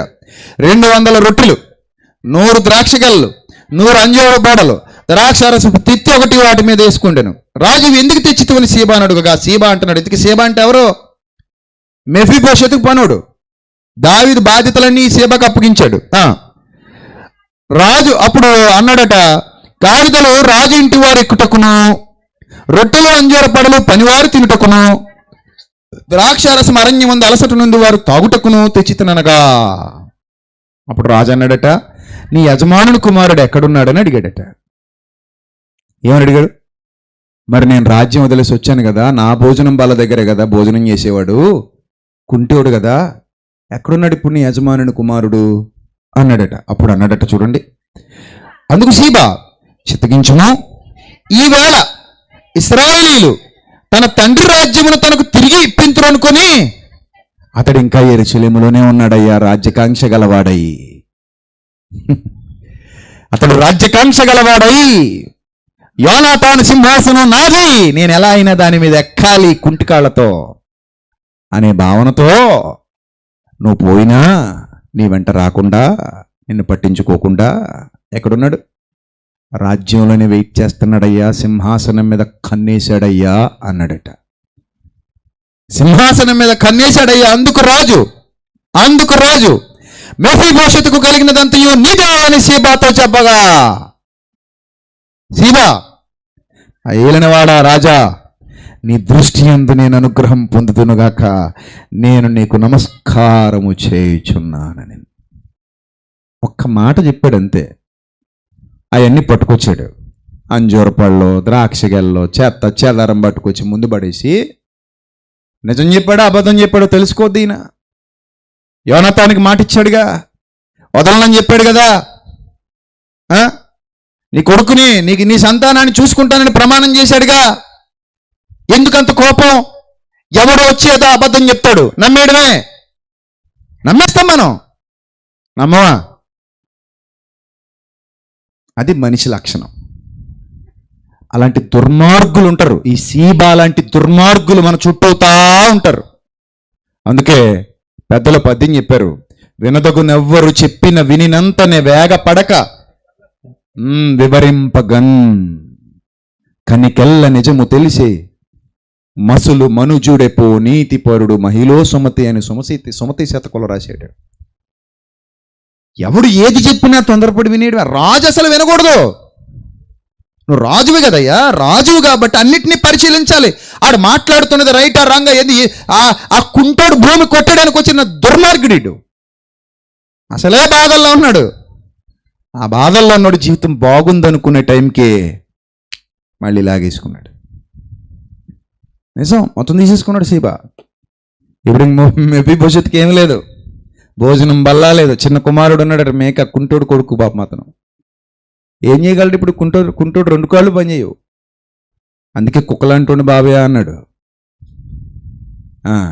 నిజంగా యోనాతాను ఆ రోజు ఎదురుగా ఉండుంటే, మాట్లాడే అవకాశం ఉండుంటే దావీదు మీద చాలా కోప్పడిపోతాడు. పరిశీలన చేసావా దావీదు? నువ్వు నిజమా కాదో విచారించావా? నా కొడుకు అలాంటుడా? నా లక్షణాలు నా కొడుక్కి రావా? నా కొడుకు నిజంగానే తప్పు చేస్తాడా? తప్పు చేశాడో చేయలేదో నువ్వు ఎప్పుడైనా అడిగావా? పోనీ పిలిచావా? అరే ఇది నిజమనడానికి ప్రూఫ్ ఏంట్రా అని అడిగావా? ఏం అడగమే? ఇక మీద మొత్తం నీదని అడిగి ఇచ్చేస్తావా? ఏ అధికారంతో ఇచ్చావు? ఎందుకు ఇచ్చావు అని ఒక్క మాట యోనాతాను ప్రశ్నిస్తే దావీదు దగ్గర సమాధానం ఉంటుందా? ఉండదు. చూడండి, జీవితాలు ఎప్పుడు ఎలా ఉంటాయో తెలియదండి. మనుషులు ఎప్పుడు మనల్ని ఎలా అపార్థం చేసేసుకుంటారో తెలీదు. ఎందుకు అపార్థం చేసేసుకుంటారో తెలీదు. ఒకసారి బాగానే ఉంటారు, అప్పటి వరకు ఎవడో ఏదో చెప్తాడు, ఏదో పొల్లే గాలి మాట, నమ్మేస్తారు. అంతే, నమ్మేస్తారు. నమ్మేసి ఇంకంతే, వెంటనే సీరియస్ నిర్ణయాలు. అంత మాట అంటాడా? అలా జరిగిందా? అయితే ఇలా చేసాయి, చంపేయి, పొడిచేయి. అందుకే ఎప్పుడు తొందరపడకూడదండి, ఎప్పుడు తొందరపడకూడదు. తొందర పడిపోయాం, ఏది పడితే అది వినేసాం అంటే ఇంకేముండదు. ఎవడో ఒక స్నేహితుడు, జరిగిన సంఘటనే, ఒక అతని భార్యని వశపరుచుకోవాలని చూశాడు. చూస్తే ఆమె చెప్పు తీసుకొట్టిందట. ఫ్రెండ్ లేనప్పుడు వెళ్తే చెప్పు తీసుకొట్టింది, కానీ భర్తకి చెప్పలే. అది తప్పు, ఆవిడ చేసిన తప్పు. ఇలా ఇంటికి వచ్చాడు మీ స్నేహితుడు, నువ్వు నమ్ముతావు, ప్రాణ స్నేహితుడు అనుకుంటావు, పనికిమాలినోడాడు, పోరంబోకు, నా మీద కన్నేశాడు, చెప్పుతో కొట్టని పోయాడు అని ఒక్క మాట భర్తకి చెప్పేసి ఉంటే అయిపోయేది. చెప్పలే. అది అదునుగా తీసుకొని తెలివిగా పన్నాగమ్మని ఆ భర్త దగ్గరికి వెళ్ళి, మీ ఆవిడ నన్ను రమ్మంటుంది అన్నాడట. అంతే. వీడు, నా భార్య అలాంటిదా కాదా, నిజంగా రమ్మంటదా కాదా అడగాలి కదా, అడగలేదట. వెళ్ళి తలపగలు కొట్టేసాడట ఆ కోపంలో. ఆవిడ చచ్చిపోయింది, వీడు జైలుకి వెళ్ళాడు. తర్వాత ఎప్పుడుకో నిజం తెలిసింది. ఎవరి ద్వారా తెలియాలో వాళ్ళ ద్వారా ఎలా తెలిసిందో మొత్తం మీద నిజం తెలిసింది. ఇప్పుడు భార్య తిరిగి వస్తుందా? రాదు. మళ్ళీ ఆ మంచి ఉత్తమరాలు వస్తుందా? రాదు. ఉత్తమరాలు నీకు తప్ప మరొకటికి దేహాన్ని ఇవ్వకూడదని తనను తాను నీ కొరకు సమర్పించుకున్న ఉత్తమురాలు. ఆ ఉత్తమురాల్ని ఒక నీచుడి మాట విని చంపేసుకున్నాడు. మళ్ళీ కావాలంటే మళ్ళీ అలాంటి భార్య దొరకదు, నీకు దొరకదు. కొంతమంది ఇలాగే ఎవడో చెప్తాడు, గాలివాడు వచ్చి గాలి మాట, ఆ గాలి మాట నమ్మేస్తారు. ఆ నమ్మేసి నిర్ణయాలు తీసేసుకుంటారు. ఆడు చెడ్డోడండి, ఆడు దొంగోడండి, ఆడు మోసగాడండి, ఆడు భయంకరుడండి, అంతే నిర్ణయాలు తీసేసుకుంటారు. ఆడు ఎంత కష్టపడ్డాడు, ఎంత శ్రమ పడుతున్నాడు, ఎంత మంచోడు ఏమీ పట్టించుకోరు. ఇంకా ఏమి 4 గంజోర్పాలు తెచ్చి నీకయ్యా, నీ సేవకులకయ్యా, నువ్వు తినడానికయ్యా, మీ వారికి ఆడిదలు ఎక్కడానికయ్యా, నీ మీద ఎంత ప్రేమతో తెచ్చానయ్యా అని ఆడక్కడ రాజ్యం కోసం చూస్తున్నాడయ్యా కుంటుడు అనగానే నమ్మేయడమే. అది యోనాతాను బ్లడ్. అది నేను ప్రాణం కంటే ఎక్కువగా ప్రేమించిన స్నేహితుడు యోనాతాను చిన్నోడు కాదు, నీకంటే ఎక్కువ తనే ప్రేమించాడు నిన్ను, నీతో ప్రమాణం చేయించుకున్నాడు, అతను కొడుకితను. నమ్మేయడమే, నమ్మకూడదు, అస్సలు నమ్మకూడదు. అలా నమ్మేసినప్పుడే జీవితంలో మంచోళ్ళని కోల్పోతామంటే, మట్టి రాళ్ళు తెచ్చుకుంటాం, ముత్యాలు కోల్పోతుంటాం. మట్టి రాళ్ళు తెచ్చుకుంటాం, ఏం కోల్పోతాం? ముత్యాలు కోల్పోతాం. ముత్యాలు కోల్పోతాం. ఆ తర్వాత ఏడ్చినా మళ్ళీ నీకు ఆ బంధం తిరిగి రాదు. నువ్వెంత కావాలనుకున్నా మళ్ళీ నీకు ఆ సహవాసం తిరిగి రాదు. అందుకే నల్లనివన్నీ నీళ్లు కాదట, తెల్లనివన్నీ పాలు కాదట, విన్నదంతా నిజం కాదట. ఆ వ్యక్తి ఏంటి, ఆ వ్యక్తి మనసు ఏంటి, అతను ఎలాంటోడు, నిజంగానే వీళ్ళు చెప్పినట్టు అతను దుర్మార్గుడా, నిజంగానే వీళ్ళు చెప్పినట్టు అతను భయంకరుడా, నిజంగానే వీళ్ళు చెప్పినట్టు అతను క్రూరుడా, అంత దుర్మార్గుడా, అంత నీచుడా అనగలిగే విజ్ఞత, వివేకం మన దగ్గర రావాలి. ప్రసంగాలంటే ఎలా ఉండాలి? ఒక మనిషిని ఆలోచింపజేసి తన హృదయాంతరంగాలలో నుండి ఒక పరివర్తన తీసుకొచ్చి నేను ఎలా ఆలోచించాలో కూడా నాకు తెలిపేదే నిజమైన వాక్యం. అందుకే మొదటి రోజు చెప్పాను మీకు, డెసిషన్ మేకింగ్ ఎలా చేయాలో నేర్పించి పంపిస్తానని. డెసిషన్ మేకింగ్ ఎప్పుడు తొందరపాటు నిర్ణయాలు పనికిరావు ప్రియులారా.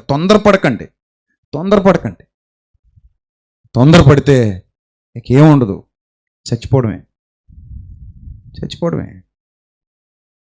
రైట్. తర్వాత ఏం జరిగిందో చూద్దాం. అయిపోయింది, ఇచ్చేసాడు, ఆడికి ఇచ్చేసాడు. ఆ తర్వాత చూద్దాం. అదే సమూయేలు గ్రంథం 19వ అధ్యాయం 24 వచనం.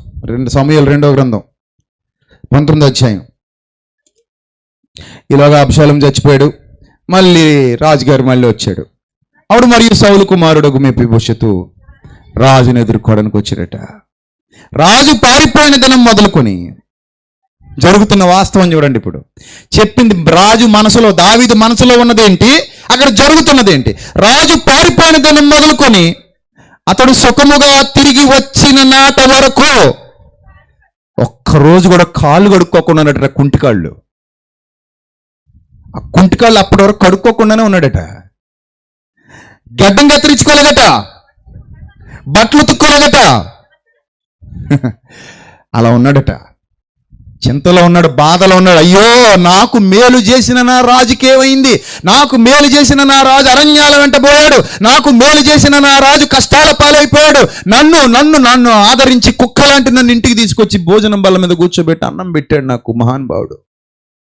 ఆ మహానుభావుడు ఈరోజు అడవుల్లో బాధపడుతుంటే ఇక్కడ సుఖంగా ఉండగలనా అని కాళ్ళు కడుక్కోలేదు, భోజనం కూడా సరిగ్గా తిని ఉండడు, ఘటంగా తెరుచుకోలేదట, ఘటం పెంచుకున్నాడు, బట్టలు తుక్కోలేదట, ఆ పాత బట్టలు వేసుకుని అలా ఉన్నాడట మూలుగుతా. ఎన్నో ఉపవాసాలు ఉన్నాడో పాపం. నీతిమంతుడండి, కాళ్ళు లేకపోయినా క్యారెక్టర్ ఉన్నాడండి, మహానుభావుడు. యోనాతాను గొప్పోడు అనుకుంటే యోనాతాన్ని మించిన గొప్పోడు. అయినా సింహం కడుపున సింహమే పడుద్దండి, కుక్క ఎందుకు పడుద్ది? సింహం అతను. యోనాతాన్ అంటే సింహం లాంటాడు. ఆ సింహం లాంటాడు కడుపున సింహం లాంటాడే పుట్టాడు. నీతిమంతుడు. కష్టాలు వచ్చాయని నీతి వదిలేసుకుంటారు కొంతమంది. కష్టాలు ఉన్నాయని నీతి మర్చిపోతారు, కన్నీళ్ళు ఉన్నాయని నీతి మర్చిపోతారు. ఆ నీతి మర్చిపోకూడదు. కష్టాలున్నా కన్నీళ్ళున్నా మారని మనస్తత్వం మనలో ఉంటే, నువ్వు ఏ స్థితిలో ఉన్నా నువ్వు అలాగే ఉంటే దేవుడు నిన్ను ఘనంగా వాడుకుంటాడు, ఉన్నతంగా హెచ్చిస్తాడు. కృతజ్ఞత కలిగి ఉండాలి. కొంతమంది బతుకుల్లో కృతజ్ఞత ఉండదు. మేలు పొందుకొని మేలు చేసిన వాడికే కమ్మగడతారు, మేలు చేసిన వాడికే వ్యతిరేకంగా తయారవుతారు, మేలు చేసిన వాడిని పట్టించుకోవడం మానేస్తారు. ఇప్పుడు నేను ఆడి కాళ్ళ మీద నిలబడ్డాను, ఆడి పేరు కూడా వినబడకూడదు, నా పేరు వినబడాలి ఇప్పుడు అనుకుంటారు. అది ఈ రోజున్న సమాజం పరిస్థితి. ఎవడు డప్పాడు కొట్టుకుంటూ, ఎవడు గొప్పాడు చెప్పుకుంటూ బతికేస్తారు. నువ్వు డప్పు కొట్టుకోవడానికి, గొప్ప చెప్పుకోవడానికి నీ కాళ్ళ కింద ఒక నిలబడి భుజాలు కాశాడు చూడు, వాడిని మర్చిపోతారు. అది ఈ రోజున్న సమాజం పరిస్థితి. ఒక్కసారి మనసు పెట్టి ఆలోచించండి. ఆ సన్నివేశం చూస్తుంటే అస్సలు నాకు దావీదు నచ్చడు. ఈ ఒక్క విషయంలోనే నాకు దావీదు నచ్చడు. ఎంత మంచోడు మెఫీబోషెతు. వచ్చాడట, రాజు వచ్చాడట, అలా ఉన్నాడట, ఉదుక్కొనుకున్నాడట. రాజుని ఎదుర్కొన్నట కదా యెరూషలేమునకు రాగా. రాజుకి చూడగానే అర్థం అవ్వాలిగా ఎలా ఉన్నాడు మనిషి. కాళ్ళు మురుగు పట్టిపోయి ఉన్నాయి. ఆయన రాజులా ఉన్నాడు, ఏమైనా కుంటోడు, కాళ్ళు మురుగు పట్టిపోయి ఉన్నాయి, గడ్డం పెంచుకుని ఉన్నాడు, బట్టలు మాసిపోయి ఉన్నాయి. చూస్తే అర్థం అవ్వాలిగా. తెలివైనోడేగా అయినా, జ్ఞానవంతుడేగా అయినా అర్థం అవ్వాలిగా. ఈయనకి ఏమని అడుగుతున్నాడట మెఫీబోషెతు, నీవు నాతో కూడా రాకపోతే ఏమని అడిగాడట. కాళ్ళు ఉన్నాయా చెప్పడండి రావడానికి. కుంటోడండి, ఎలాగొచ్చేస్తాడు పారిపోయి. నీతో అడవుల్లో ఎలా తిరుగుతాడు? అడవుల్లో తిరగగలిగే మనిషి అతను. అడగడానికైనా అర్థం ఉండాలిగా. అడవుల్లో తిరగగలిగే మనిషి అతను. నువ్వు పరిగెత్తావని అతను పరిగెత్తగలడా, నువ్వు పారిపోయావని అతను పారిపోగలడా. అబ్షాలోము తరుముతున్నాడు, వచ్చి ఏం సాయం చేస్తాడు నీకు? నీకు భారం అవుతాడు వచ్చి, నువ్వే మొయ్యాలి, మళ్ళీ ఎక్స్ట్రాగా ఇంకో గాడిదనివ్వాలి అతనికి, నువ్వే మోసుకెళ్ళాలి. నీకు భారం కావడం ఇష్టం లేక, నీతో పరిగెత్తలేక, తను రాలేక అక్కడ ఉండిపోయాడు. అంతే తప్ప ఇతనంటే ఇష్టం లేక కాదు, ఇతని మీద ప్రేమ లేక కాదు.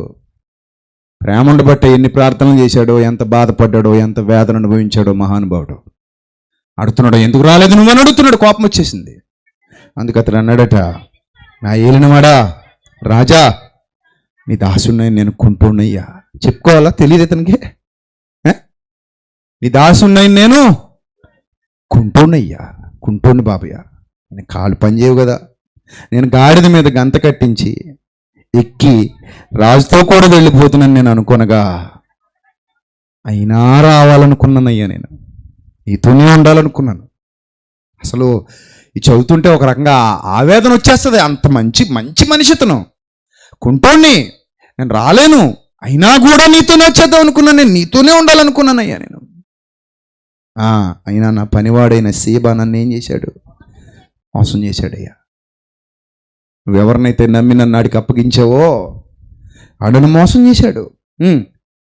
సీబా, నీ దాసుడు నన్ను గూర్చి నా ఏలిన వాడవు రాజువకు నీతో అబద్ధం చెప్పాడు, అది నిజం కాదు. తర్వాత, అయితే నా ఏలిన వాడవు రాజువకు నీవు దేవదూత వంటి వాడవు, నీ దృష్టికి ఏది అనుకూలమో అదే చెయ్యి బాబయ్య అన్నాడు. ఇంకేం మాట్లాడలే. దేవదూతలు అంటాడువి, నిన్ను ఎదిరించేంతటి గొప్పోడేం కాదు నేను ఇప్పటికీ నా స్థితి ఏంటో నాకు తెలుసు, నా గతి ఏంటో నాకు తెలుసు, నా బతుకేంటో నాకు తెలుసు. నాకెంత మంచి స్థితి ఇచ్చావు. ఆడు నన్ను మోసం చేశాడు, నేను రావాలని అనుకున్నాను కానీ కుదరలేదు. నేను కుంటోణ్ణి, అంతటి నేనుగా రాలేను. సో నీకు ఏదనిపిస్తే అది చెయ్యి బాబయ్య అని అడిగాడట. తన దగ్గర వచ్చి మొరపెట్టుకున్నాడు అనమాట. అదే ఊహా చిత్రం మీరు స్క్రీన్లో చూస్తున్నారు. మొరపెట్టుకున్నాడు, అయ్యా ఇది నా పరిస్థితి అని చెప్పాడు. చెప్తే, నా తండ్రి ఇంటి వారందరూ నా ఏలినవాడవు రాజువగు నీ దృష్టికి మృతుల వంటి వారై ఉండగా, నీవు నీ బల్ల యొద్ద భోజనం చేయ వారిలో నీ దాసుడిని నన్ను చేర్చితివి. కాబట్టి ఇక రాజునైనా నీకు మొర్ర పెట్టుటకు నాకేమి న్యాయమని అనగా, రాజు అన్నాడట, నీ సంగతులు నాకెందుకు ఎత్తుతావు? ఎందుకు ఇవన్నీ ఎత్తుతావు? నీ సంగతులను ఎందుకు చెప్తున్నావు? నాకు ఇదంతా నాకు అవసరమా అన్నట్టు మాట్లాడు. నీ సంగతులను ఎందుకు ఎత్తుతావు? ఇదిగో నువ్వు ఆ సీబా భూమిని పంచుకోమని నేను ఆజ్ఞ ఇచ్చేశాను కదా అన్నాడు. ఏమని ఆజ్ఞ ఇచ్చాడు? ముందు 2 లైన్లు అండర్లైన్ చేసుకోమన్నాను. ఎవరిది భూమి? ఎవరిది? మెఫీబోషెత్ది, సౌలు కుటుంబాన్ని. సీబాకి ఏం చెప్పాడు? పండించి అతనికి ఇచ్చేయి, నువ్వు సేవకుడు అని చెప్పాడు. ఆ భూమి మొత్తం ఎవరికి ఇచ్చానన్నాడు? మెఫీబోషెత్కి ఇచ్చానన్నాడు. మరి ఇప్పుడేమంటున్నాడు? ఇద్దరు పంచుకోండి అంటున్నాడు. ఏం న్యాయం అది? ఎందుకు ఇవ్వాలి? ఇద్దరు పంచుకోవాలి. ఎందుకు ఇద్దరు పంచుకోవాలి అంటే ఇంకా సీబానే నమ్ముతున్నాడు ఈయన. ఒక్కోసారి మన న్యాయం సమాజానికి గొంతెత్తి తెరిచినా వినడానికి ఎవడుండడు. బాధపడకు, ఎవడో నిన్ను నమ్మాల్సిన అవసరం ఏంటి? అయినా ఈ పాపిష్టి లోకంలో, ఈ పాపిష్టి మనుషుల మధ్యలో నీ గురించి నువ్వు ఎక్స్ప్లెనేషన్ ఇచ్చుకోవాల్సినంత కర్మ నీకేంటి? నీ అంతరంగం, నీ అంతరాత్మ, నీ ఆత్మగౌరవం, నువ్వు మంచోడివి అని అన్నప్పుడు రాజుల బతికాయి, సింహాల బతికే. అంతే. నీ అంతరంగం నిన్ను తప్పుబట్టినప్పుడు మాత్రమే నువ్వు సిగ్గుపడాలి. నీ అంతరాత్మ, నీ మనస్సాక్షి నీ ముందుకొచ్చి, చీ నీది ఒక బతికేనా? సీబాకు ఉంటుంది అలాగా. చీ నీది ఒక బతికేనా? కుక్క బతుకు నీది అంటది సీబాది. కానీ మెఫీబోషెతు మనసు అలా చెప్పదు. మెఫీబోషెతు, నువ్వు రాజు కొడుకు అయ్యా. మీ నాన్న రాజకుమారుడు, నిజమైన రాజకుమారుడు మీ నాన్న. యోనాతాను హీరో కడుపున హీరోయే పుట్టాడు. కూటికి లేకపోయినా నువ్వు రాజువి, గొప్పోడివి. అది రాజబుద్ధి అంటే, నిజమైన రాజబుద్ధి. నువ్వు గొప్పోడివి సీబా, ఇద్దరు పంచుకోండి అన్నాడట. అప్పుడు మెఫీబోషెతు ఏమన్నాడు తెలుసా? Shocking answer. ఎవడు ఎక్స్పెక్ట్ చేయని ఒక షాకింగ్ ఆన్సర్ ఇచ్చాడు. ఏమని అన్నాడు తెలుసా? నా ఏలినవాడా, నీవు నీ నగరికి క్షేమముగా వచ్చి ఉన్నావు గనుక అతడు అంతా తీసుకోవచ్చు, నాకు ఇంకేమవుతాయా అన్నాడు. చిల్లి కవ్వ కూడా నాకు వద్దయ్యా, నువ్వు క్షేమంగా వచ్చావు, నాకు అదే 10,000, నాకు అది చాలు. నువ్వు నన్ను నమ్మినా నమ్మకపోయినా, నువ్వు నన్ను అంగీకరించినా అంగీకరించకపోయినా, నువ్వు నన్ను ఏమన్నా సరే, నువ్వు నన్ను ఎలా అపార్థం చేసుకున్నా సరే, నీ క్షేమాన్ని కోరే యోనాతాను కుమారుణ్ణి నేను. నిన్ను ప్రేమించి ప్రాణం కంటే ఎక్కువగా ప్రేమించి నీ కోసం చచ్చిపోయిన యోనాతాను కుమారుణ్ణి నేను. కాబట్టి మొత్తం ఆ సీబాకే చేయండి, నాకేం వద్దు, నువ్వు క్షేమంగా ఉంటే నాకు అదే 10,000. వాట్ ఏ వండర్ఫుల్ క్యారెక్టర్ అండి. నేను ఒక మాట చెప్పనా, బైబిల్ నేను చదువుతున్నప్పుడు నేను ఏడ్చిన సందర్భాలు చాలా తక్కువ ఉంటాయి పర్సనల్గా చదువుకున్నప్పుడు. అందులో నన్ను బాగా ఏడిపించిన సంఘటన ఏదైనా ఉందంటే అది ఇదే. అంత గొప్పోడు మెఫీబోషెతు, అంత గొప్పోడు, అంత బలమైనడు. ఆ క్యారెక్టర్కి దండం పెట్టాలనిపిస్తుంది నిజంగానే. ఏమి క్యారెక్టరే అనేది, ఎంత మంచి మనసు. నిజంగా దావీదుకి బుర్ర ఉంటే ఆ రోజు అసలు అలా అనకూడదు. దావీదు చాలా గొప్పడు, నేను కాదని అన్ను, ఆయన కాలు గోటికి నేను సరిపోను, ఆయన అనడానికి నేను ఎంతటుండు. కానీ ఈ ఒక్క విషయంలో నాకు ఆయన నచ్చలేదు, అంతే, నచ్చలేదు. మరి మెఫీబోషెత్ ఎలా చచ్చిపోయాడో తెలీదు, ఎప్పుడు చచ్చిపోయాడో తెలీదు, ఆ తర్వాత ఏం జరిగిందో మనకు తెలియదు. కానీ మెఫీబోషెత్ మాత్రం రియల్ హీరో, అనేక మందికి ఒక పాఠం. నువ్వు అనుకోవచ్చు, నా జీవితంలో ఎవరు నన్ను నమ్మలేదు, నేను మంచోడినే కానీ నన్ను నమ్మలేదు, నేను మంచోడినే కానీ నన్ను చెడ్డ చేశారు, నేను మంచోడిని నా మీద బ్యాడ్ కామెంట్లు చేశారు, నేను మంచోడిని, నేను ఎప్పటికీ నన్ను అవమానిస్తానే ఉన్నారు, నేను చెయ్యని తప్పుకి నేను శిక్ష అనుభవిస్తున్నాను, చెయ్యని తప్పుకి నేను వేదన అనుభవిస్తున్నాను, చెయ్యని తప్పుకి నేను బాధ అనుభవిస్తున్నాను. నువ్వు అనుకోవచ్చు. ప్రపంచం నిన్ను అర్థం చేసుకోకపోవచ్చు, నీ కుటుంబం నిన్ను అర్థం చేసుకోకపోవచ్చు, నేను నమ్మినోళ్ళు నిన్ను అర్థం చేసుకోకపోవచ్చు. కానీ నువ్వులాగే ఉండు, నీతిగానే ఉండు, యథార్థంగానే ఉండు, రాజులా బతుకు, రాజులాగే చచ్చిపో. మెఫీబోషెతే మారడు, ఆ మనసు మారదు. నాకేమొద్దయ్యా, నువ్వు బాగుంటే చాలన్నాడు. వాళ్ళ నాన్న అచ్చుగుద్దినట్టు కనబడుతున్నాడు ఆయనలో. కానీ నన్ను అడిగితే నేను దావీదు గారికి ఆ రోజుల్లో నేను కానీ బతుకుంటే, యోవాబులాగా ఆయన పక్కనుంటే ఏ సలహా ఇచ్చామని తెలుసా?